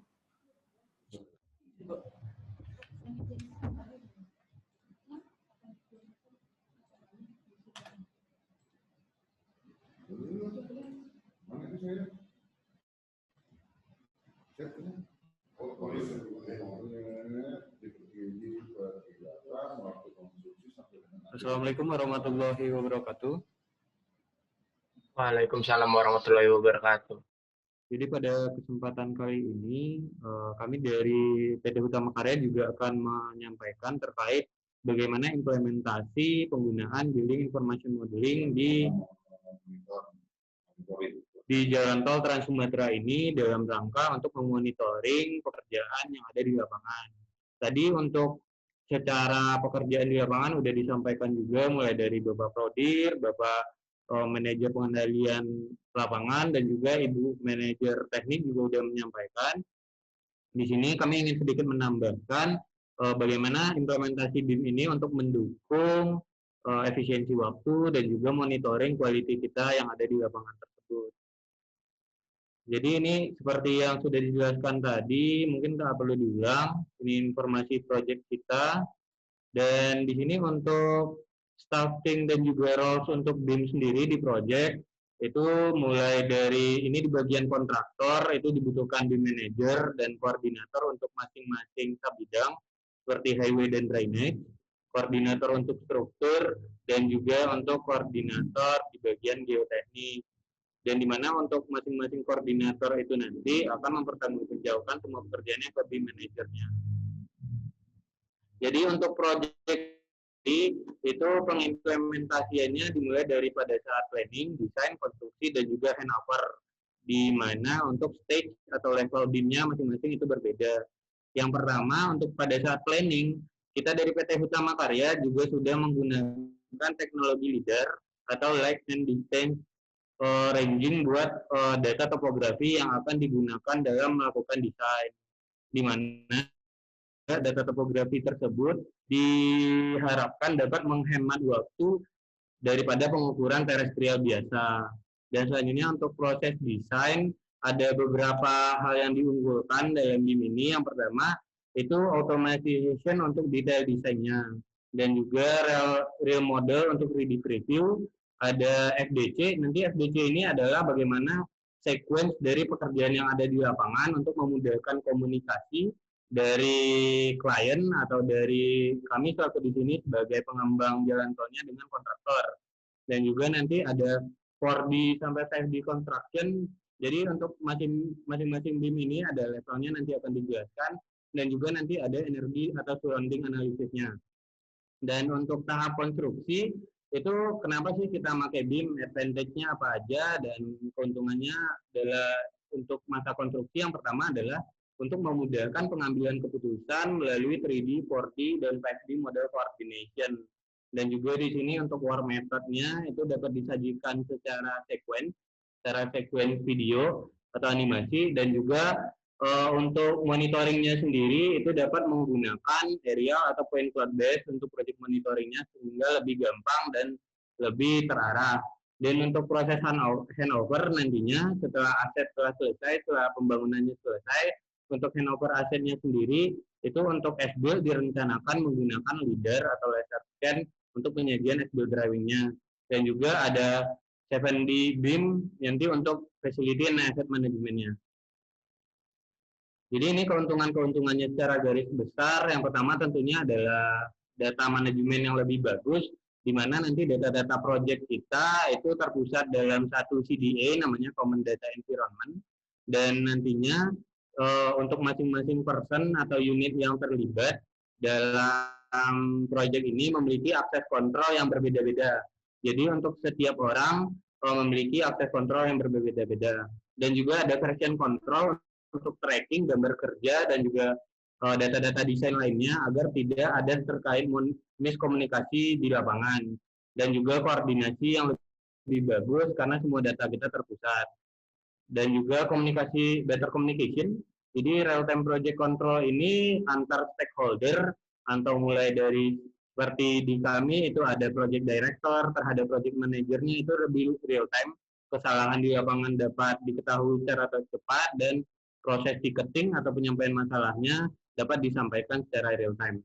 Dan project automatization, jadi di sini untuk aplikasi yang digunakan itu kami melakukan desain dengan aplikasi yang support dengan model BIM. Jadi untuk kesalahan atau clash apabila di lapangan itu nanti akan dilakukan revisi dan semua modelnya akan langsung ke update tanpa perlu update gambar kerja satu-satu seperti cara-cara konvensional lainnya. Dan konektivitas itu di sini karena kita juga terkonek dengan sistem GIS atau Geodetic Information System, jadi nanti kita lebih bagus terhadap legal aspek, di mana untuk jalan tol ini yang paling diperlukan itu adalah untuk pembebasan atau pengadaan lahan, mengurangi kemungkinan reward gara-gara konektivitas yang sudah jauh lebih bagus, mengurangi kemungkinan waste dan juga delay. Dan model integrasi, jadi seperti yang sudah dijelaskan tadi, aplikasi yang digunakan itu adalah aplikasi yang support dengan model BIM, sehingga apabila ada suatu revisi atau kesalahan, itu semua model akan langsung ke update tanpa harus mengupdate satu-satu di gambar kerja seperti konvensional. Dan juga penggunaan teknologi terbarukan, seperti yang tadi ada LIDAR, dan juga direncanakan ini menggunakan augmented reality dan juga virtual reality untuk project delivery-nya. Dan juga itu ada integrasi dari BIM dan GIS tadi. Jadi ini kebutuhan untuk BIM software-nya. Jadi untuk dari kami PT Hutama Karya sendiri itu kebanyakan menggunakan produk dari Autodesk. Pertama itu dikarenakan penggunaan Autodesk yang sudah familiar di lingkungan masyarakat, dan juga karena untuk data koordinasinya lebih baik dengan tim kontraktor. Untuk koordinasi software-nya kami menggunakan BIM 360 Design, yang di sini juga Autodesk. Untuk reviewnya kami menggunakan Nevis dan Infraworld. Dan juga untuk BIM authoring-nya, untuk pemeriksaan model dan juga untuk proses desain atau redesign itu menggunakan Civil 3D untuk highway, Revit untuk yang bangunan sipil, bangunan infrastruktur perlintasan dan lain-lain. Ada Dynamo juga, ada Recap, Global Mapper untuk membantu pengolahan data topografi dan lain-lain. Ada juga Metashape di sini untuk membantu pengolahan data aerial atau data-data drone, dan Fuzor untuk FDC, untuk Virtual Design Construction atau work sequence kita. Untuk CAD software apabila diperlukan lanjutan itu tetap menggunakan AutoCAD biasa, dan untuk scheduling di sini menggunakan Microsoft Project. Dan juga untuk facility and asset manajemennya itu kami menggunakan BIM 360 Ops yang juga dari Autodesk untuk mempermudah terkait handover aset nantinya. Jadi untuk adik-adik yang udah ada di sini atau rekan-rekan yang udah ada di sini, tentunya pasti familiar dengan BIM dan juga pastinya merujuk langsung ke model 3D. Padahal BIM itu adalah sistem bagaimana kita untuk melakukan project delivery di konstruksi kita ini. Jadi dalam melakukan project delivery menggunakan sistem BIM ini, kita juga butuh beberapa dokumen. Di sini ada 5 dokumen yang digunakan di project ini untuk mensupport BIM ini benar-benar terimplementasi. Yang pertama itu adalah BEP atau BIM Execution Plan, di mana nantinya ini adalah kerangka dari implementasi BIM pada proyek jalan tol ini. Dan juga ada PIP atau Project Implementation Plan yang nantinya itu berisikan tata kelola dalam implementasi BIM, dan juga TDP yang berarti itu rincian per sub bidang. Jadi ada bidang highway, ada struktur, dan juga ada bidang-bidang lainnya yang nantinya akan menjadi satu kesatuan di MEDP atau Model Information Delivery Plan. Dan juga untuk masing-masing bagian itu bakalan ada penanggung jawab, dan itu disajikan dalam PRM atau Project Responsibility Matrix. Jadi tiap-tiap koordinator highway dia mempertanggungjawabkan, atau koordinator struktur dia mempertanggungjawabkan model BIM dan juga proses koordinasi yang berlangsung di lapangan. Dan untuk koordinasi dan kolaborasinya sendiri itu ada 2 sistem. Yang pertama adalah sistem tatap muka dan daring. Dan secara daring ini lagi disusun penggunaan VR, penggunaan virtual reality untuk bagaimana koordinasi dan kolaborasi kita. Jadi untuk jika diperlukan koordinasi secara jarak jauh, nanti rencananya kita menggunakan VR atau IR untuk mensupport koordinasi tersebut. Ini secara singkat akan saya sampaikan bagaimana sih implementation workflow-nya mulai dari level 2D sampai dengan 7D di project ini. Jadi secara singkat itu bisa disajikan di tabel berikut. Yang pertama ada BIM levelnya mulai dari 2D sampai dengan 7D ini di Facility and Asset Management. Jadi di model 3D ini adalah 3D model dari rencana konstruksi tanpa ada data di dalamnya. Dan nanti setelah ditambahkan cost sama scheduling, itu kita bisa upgrade ke model 4D dan 5D. Di mana nanti kalau kita sudah melakukan analisa terbarukan yang mendukung sustainability analysis terhadap model kita, itu model kita udah dalam tahap 6D.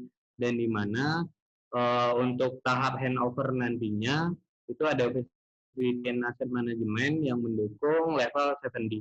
Di mana untuk level-level BIM ini sendiri itu ada standarnya. Untuk di Inggris itu menggunakan BS 1965 dan juga untuk sekarang kita menggunakan ISO 19650 yang mengatur Building Information Modeling. Jadi perkiraannya ini untuk data preparation yang diperlukan itu adalah data UAV atau data foto udara, nantinya itu ada data terestrial yang dari LIDAR bisa, atau misalnya dari pengukuran lapangan bisa, dan juga kondisi existing melalui data GIS kita. Overview-nya kira-kira seperti ini ada data foto udara, ada data topografi, ada data LIDAR juga apabila dibutuhkan, data cloud base dari drone atau dari media laser 3D, dan juga data GIS kemungkinan daerah sekitar. Jadi kita bisa tahu langsung yang terdampak yang mana aja sih dari jalan tol kita, dan kita dapat membantu pengambilan keputusan dengan analisa yang lebih bagus. Dan juga untuk data preparation dibutuhkan data, dan dilanjutkan nanti kita akan melakukan ekstraksi kondisi yang ada di lapangan menuju model 3D agar pengambilan keputusan itu bisa langsung kebayang. Misalnya kita mau naruh bangunan perlintasan tol kita di sini itu tipenya jembatan atau box, kita dapat membantu pengambilan keputusan dengan menyajikan kondisi di lapangan secara real model atau digital twin. Dilanjutkan langsung itu ke sketching road yang pertama. Jadi secara umum itu akan digambarkan trase kita akan melalui bangunan-bangunan yang mana. Sekali lagi itu diperlukan untuk pengambilan keputusan. Dan nanti seperti yang saya bilang tadi, itu kan kita akan ngebantu buat quality control. Jadi apa sih yang kita dapat? Itu kita dapat material take off, mulai dari pekerjaan highway misalnya seperti ada yang terlampir di slide ini, yang ini dilakukan pengolahan melalui aplikasi Autodesk Civil 3D, dan juga nanti struktur yang digunakan aplikasi Autodesk Revit. Jadi untuk dari yang highway tadi menggunakan Civil 3D, untuk yang bridge atau misalnya struktural, tipe struktural itu kita menggunakan Revit. Jadi nanti di sini udah ada model yang direncanakan mulai dalam bentuk 3D yang nantinya juga kita bisa jadikan 4D atau 5D melalui data project dan rencana cost yang akan digunakan. Jadi nanti desain validation-nya itu menggunakan Navisworks. Validation ini apa? Seperti yang kita ketahui sebelum melakukan pekerjaan itu ada action plan-nya dulu. Nanti bisa digambarkan secara langsung melalui aplikasi validasi kita yaitu Navisworks. Dan di mana nanti kita juga bisa ketemu clash detection. Jadi yang udah pernah dengar kayak clash detection, nanti ini semua model mulai dari highway, struktur akan digabungkan semua. Dan nanti akan kelihatan di mana yang ada clash untuk masing-masing model. Di mana nanti itu juga membantu kita untuk mengurangi kemungkinan rework atau pekerjaan ulang karena kesalahan teknik yang ada di lapangan.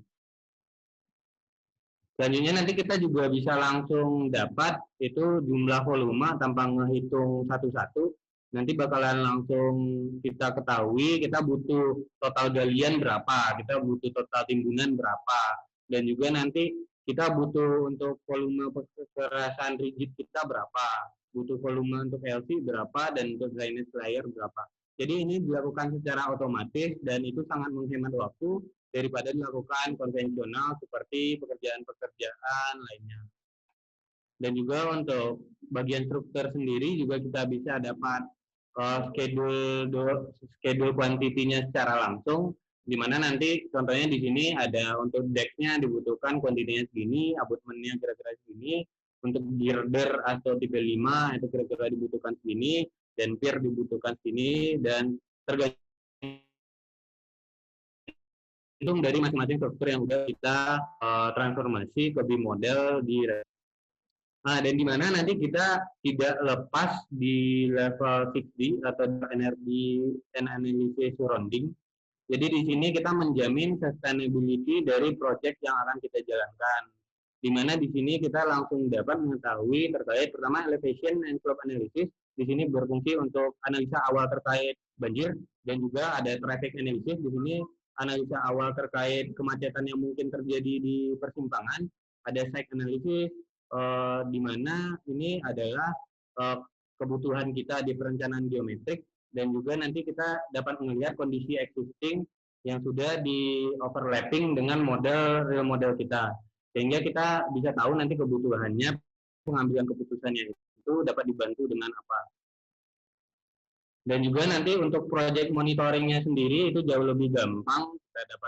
Kita dapat membandingkan model kita secara langsung itu secara mingguan atau bulanan, mulai dari ini namanya perbandingan yang dilakukan secara aerial view atau secara point cloud, nanti juga bisa itu dibandingkan, sehingga nanti perbandingan kita itu akan lebih jelas, dan itu sangat membantu kita dalam pengambilan keputusan nantinya ke depan.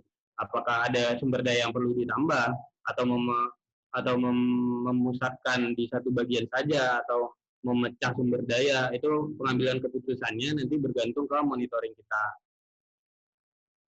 Dan ini juga yang sangat membantu sekali pada pembangunan mau proyek konstruksi, mau ini jalan dan juga building, ini nggak menutup kemungkinan lain.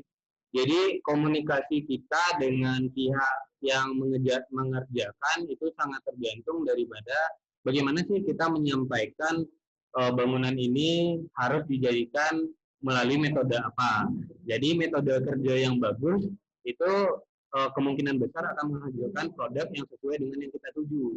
Jadi nanti penyediaan FDC atau Virtual Design Construction Sequence nanti itu dapat membantu komunikasi kita dengan pekerja-pekerja yang ada di lapangan.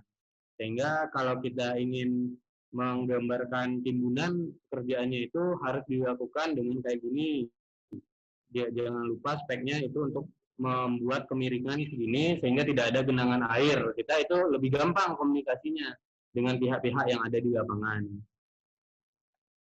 Selanjutnya itu virtual komunikasi juga gimana proyek kita ini akan dibuat, itu secara langsung bisa kita lakukan dengan aplikasi InfraWorks. Nanti kita dapat secara langsung sudah hadir itu perkiraan proyek kita kalau jadi seperti apa, sehingga komunikasi dengan stakeholder, contohnya wakil-wakil masyarakat untuk perizinan juga dengan dinas itu lebih gampang. Karena apa? Kita sudah dapat memberikan visualisasi proyek kita ini jadinya seperti ini loh, kira-kira di lokasi ini loh, dan itu sangat membantu dalam pengambilan keputusan. Selanjutnya, semua data yang ada tadi dapat dijadikan gambar kerja, dan juga gambar kerja ini sudah ke-link dengan BIM model, sehingga kalau ada revisi, itu tinggal diupdate di modelnya dan nggak perlu menukar dua dimensi satu-satu per gambar yang terdampak dari perubahan tersebut. Dan itu sangat menghemat waktu. Dari penelitian yang pernah saya baca, itu penggunaan implementasi BIM model untuk menggantikan konvensional shop drawing, itu dapat menghemat total pekerja yang dibutuhkan hingga 11 orang dan juga waktu hingga 100 jam kerja per minggu. Dan juga kolaborasi. Jadi tadi udah dijelaskan bahwa common data environment atau tempat terpusatnya data kita, di sini kami menggunakan BIM 360, di mana nantinya koordinasi antar stakeholder, antar orang yang ada di project nanti disajikan di BIM 360 ini, di mana nantinya juga itu akan diatur akses kontrolnya gimana, sehingga kemungkinan kebocoran data-data yang bersifat private, bersifat belum bisa didistribusikan itu tidak terjadi, bisa diminimalisir. Dan juga untuk yang di tahapan terakhir, pada saat asetnya sudah selesai, itu untuk facility and asset manajemennya bisa lebih gampang. Kenapa? Karena semua aset yang ada di lapangan itu sudah terdatabase di sini di dalam mobile phone kita, atau ada database khusus yang ada di CDI kita tadi, di mana itu sudah termasuk data-data aset yang ada di sini.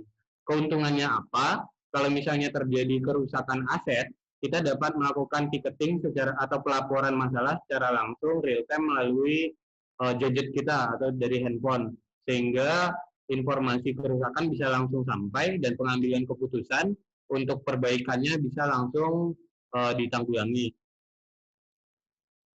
Jadi ini untuk data exchange-nya, mungkin yang udah familiar, adik-adik atau rekan-rekan yang udah familiar dengan software BIM, ini data exchange yang ada di proyek. Yang pertama untuk exchange dari highway itu pakai Civil 3D DWG, untuk Revit itu .rft, InfraWorks-nya sharing data kita pakai Skillite dan juga IMX, dan Navisworks itu format native file-nya tertulis di sini. Jadi nanti penanggung jawabnya contohnya dari modeler itu untuk yang highway, exchange-nya itu dikasihkan ke SEM atau Site Engineering Manager atau BIM Coordinator untuk dikoordinasikan secara per minggu, dan juga ada di sini 3D coordination-nya juga dilaksanakan per minggu.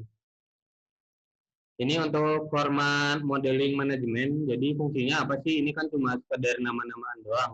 Jadi selain ini juga ada pengaturannya di standar internasional tadi di ISO 19650.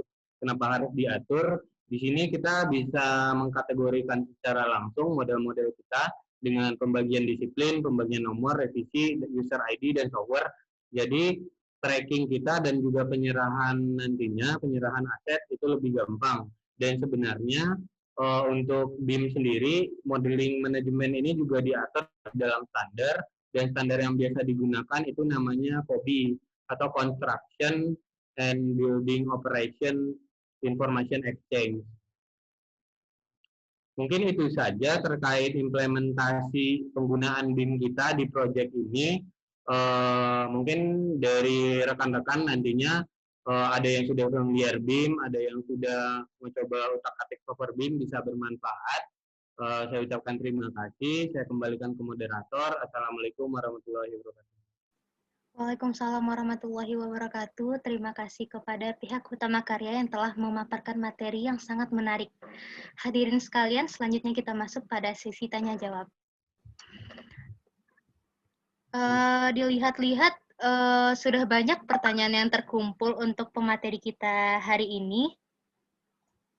Untuk pertanyaan yang pertama dari Raffi Afriyuanda, yaitu jalan tol tersebut termasuk kelas jalan apa dan maksimal beban yang bisa lihat di jalan tersebut berapa? Untuk pertanyaan yang kedua, untuk seksi 1 Cicincin, penunjukan kontraktor dan konsultan dilakukan dengan penunjukan langsung. Adakah alasan yang signifikan kenapa tidak dilakukan sistem tender?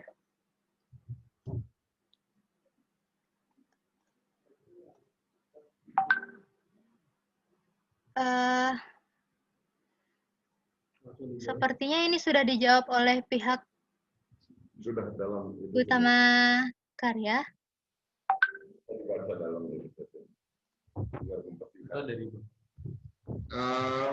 Mungkin yang apa namanya ya, yang sudah terjawab biar menyingkat waktu, biar dibaca di chattingannya aja. Jika ada yang belum sempat terjawab, kira-kira apa ya? Biar nanti kami jawab gitu. Mungkin dari Ibu Indriani Lewinski. Saya mau bertanya mengapa pembangunan ini memprioritaskan Padang Sicincin, kenapa tidak Sicincin Payakumbuh? Sementara kemacetan seringkali terjadi ke arah Padang Panjang dan Bukit Tinggi. Pertanyaan keduanya, mohon penjelasannya apa yang dimaksud dengan Common Borrow Material. Apakah pada pekerjaan timbunan CBM ini kita menggunakan pengujian DCP? Mohon dijawab Bapak dan Ibu. Oke, baik. Jadi kenapa yang dibangun duluan adalah Sicincin Padang? Nah, karena pada saat waktu berkoordinasi dengan Pemprov dan daerah, nah, yang diminta pertama itu yang dibangun adalah Sicincin Padang. Namun pelaksanaannya akan terus dilaksanakan gitu ya, dari Cicincin lanjut ke Bukit Tinggi, lanjut ke Payakumbuh, dan lanjut ke Bangkalan. Saat ini juga dari arah Pekanbaru itu sedang dilaksanakan, ada 2 seksi di sana, seksi Pekanbaru Bangkinang dan Bangkinang Bangkalan. Kemudian yang kedua tadi pertanyaan mengenai CBM. Apa ya? CBM. Pertanyaannya apa sih? Mengenai ya CBM. Apakah pekerjaan pada timbunan CBM ini kita menggunakan pengujian DCP gitu? Oh pasti. Jadi sebelum dilakukan, makanya itu kan di awal tadi disampaikan ada reinvestigasi untuk menentukan pemilihan metode apa yang mau digunakan. Jadi jika tanahnya cukup bagus secara visual, kita akan coba dengan pengetesan DCP dulu, dynamic conformal penetration gitu ya. Jika misalnya didapat CBR-nya sudah 6, tentunya itu sudah mencukupi syarat untuk memulai pekerjaan CBM. Kalau di bawah itu, kita akan soil improvement atau melaksanakan perbaikan. Seperti yang dijelaskan tadi oleh teman-teman bahwa pemilihan metode soil improvement tergantung dengan hasil investigasi tanah. Semakin dalam tanah lunaknya, ya tentunya berbeda ininya penerapan metodenya. Demikian. Ada lagi pertanyaan? Berikutnya pertanyaan dari Bapak Das Edwiza. Bagaimana usaha Pemda setempat dan instansi terkait lainnya untuk membantu menggerakkan pembebasan lahan? Mensegerakan pembebasan lahan apakah sudah maksimal? Karena dilihat dari laju progres pelaksananya sangat lambat jika dibandingkan dengan segmen tol Sumatera lainnya. Oke, baik. Satu-satu ya. Untuk memang yang lalu, Penlok 1 memang ada banyak kendala.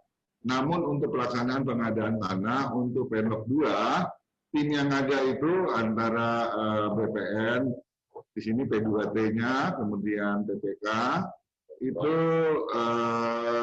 kinerjanya sekarang sudah sangat baik, dibuktikan dengan telah dilakukan beberapa kali musyawarah, dan itu sampai saat ini belum ada yang tidak menerima gitu ya. Dari 100% semua musyawarahnya. Jadi tinggal nanti pelaksanaan administrasinya. Jika administrasinya sudah lengkap, itu akan langsung dibayar. Nah, kemudian musyawarah terakhir telah dilakukan di tanggal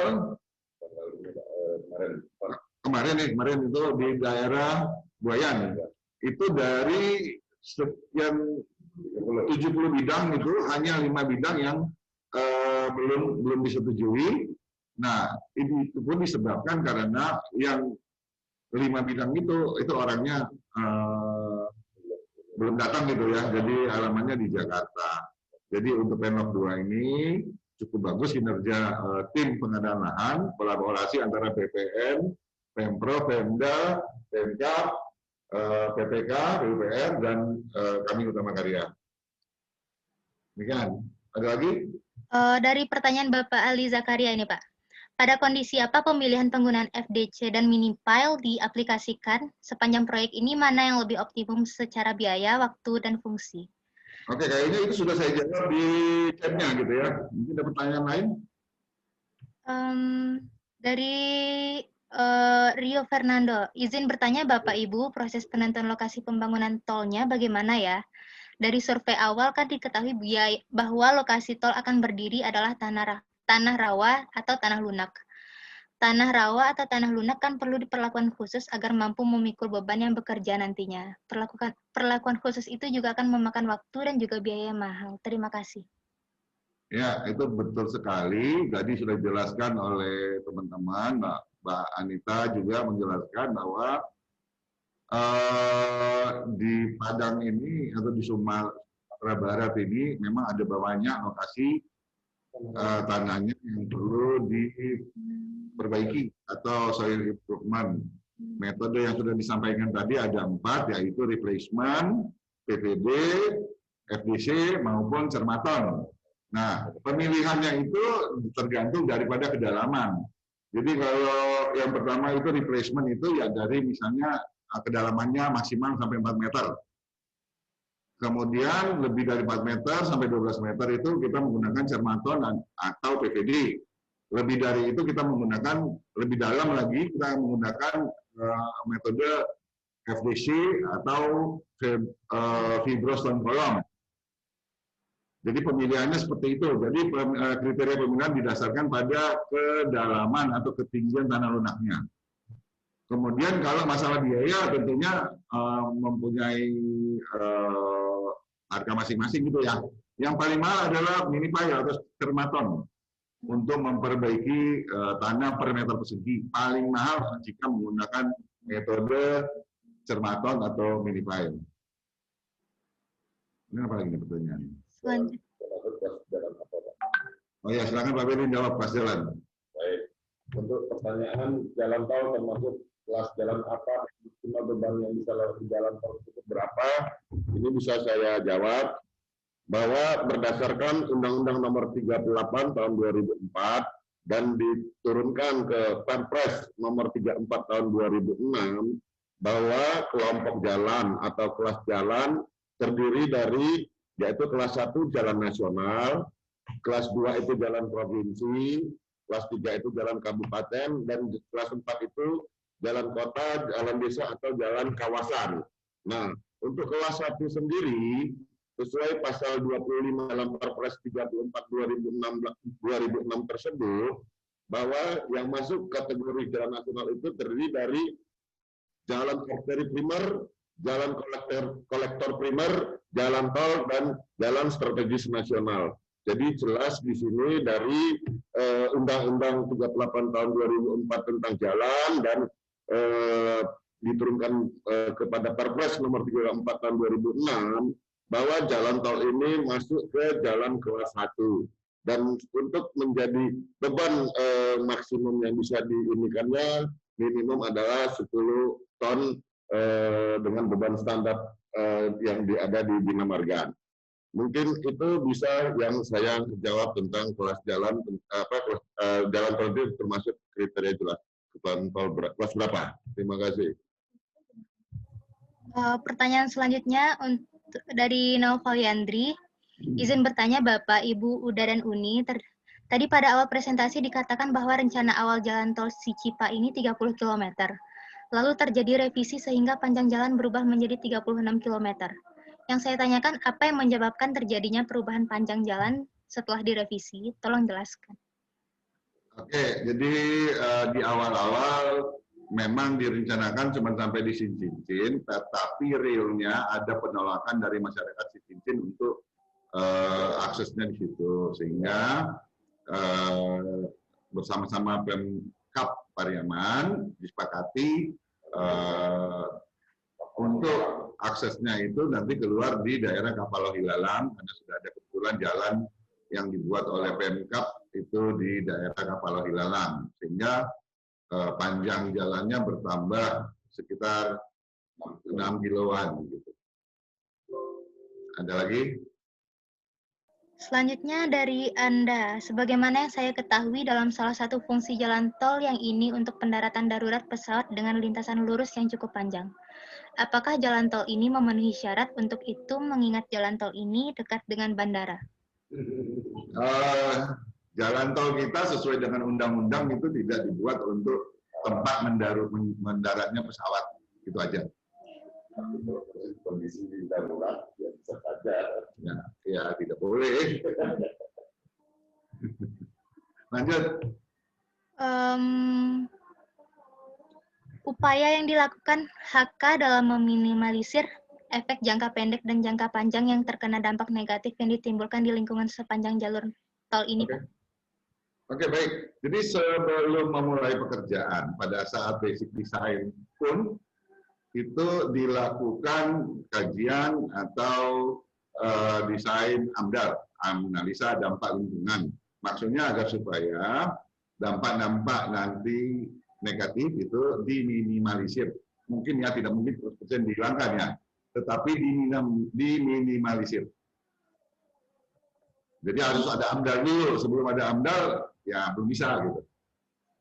Ya.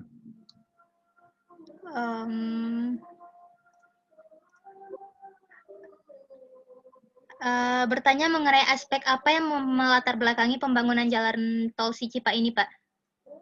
Oke, aspeknya tentunya adalah pemerintah ingin terjadi pertumbuhan ekonomi daripada suatu daerah. Karena pertumbuhan ekonomi tidak mungkin terjadi atau tercapai kalau tidak ada infrastruktur. Salah satunya infrastruktur jalan. Seperti yang dipaparkan di awal tadi oleh Pak Berlin, manfaat jalan tol itu seperti apa gitu ya. Jadi ya untuk konektivitas, mempersingkat jarak tempuh, dan sebagainya.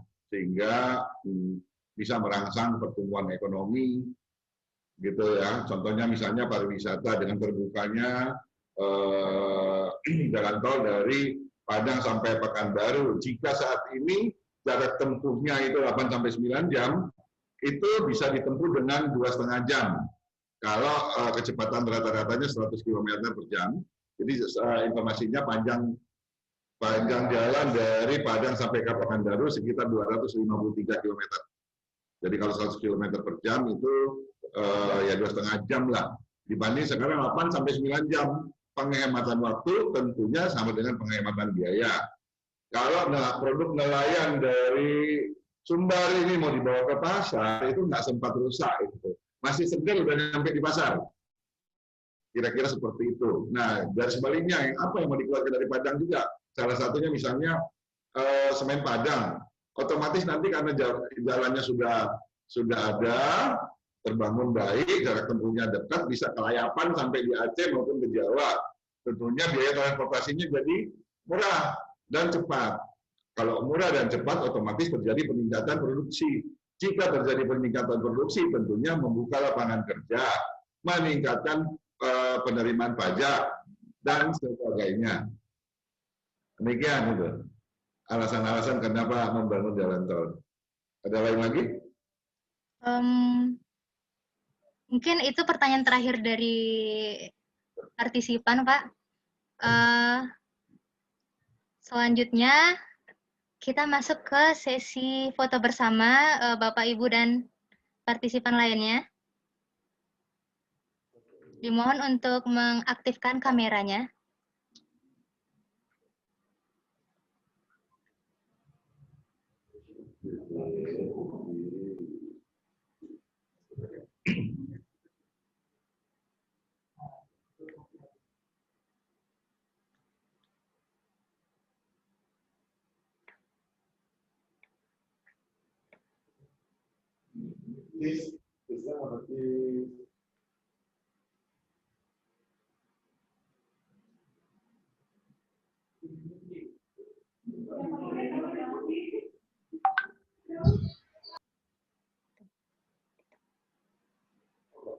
Layar TV.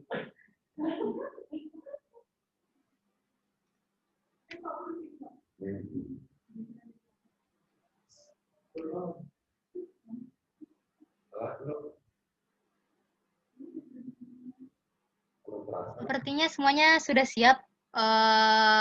Saya hitung 1, 2, 3.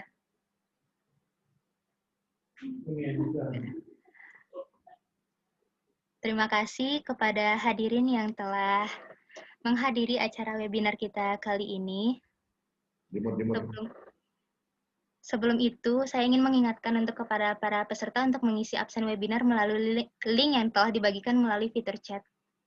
Terima kasih juga kepada pihak Utama Karya yang telah memaparkan materi dengan sangat menarik. Dan hadirin yang berbahagia, alhamdulillah rangkaian sesi webinar kita siang hari ini telah terlaksana dengan baik. Kami mengucapkan kepada narasumber pada kali ini yang telah memberikan penjelasan yang sangat menarik dan bermanfaat bagi kita semua. Dan juga terima kasih kepada audiens yang sudah menyimak dengan antusias webinar kita pada siang hari ini. Akhir kata, saya Nindi Triada Radavani, pamit undur diri. Terima kasih atas perhatiannya. Waalaikumsalam warahmatullahi wabarakatuh.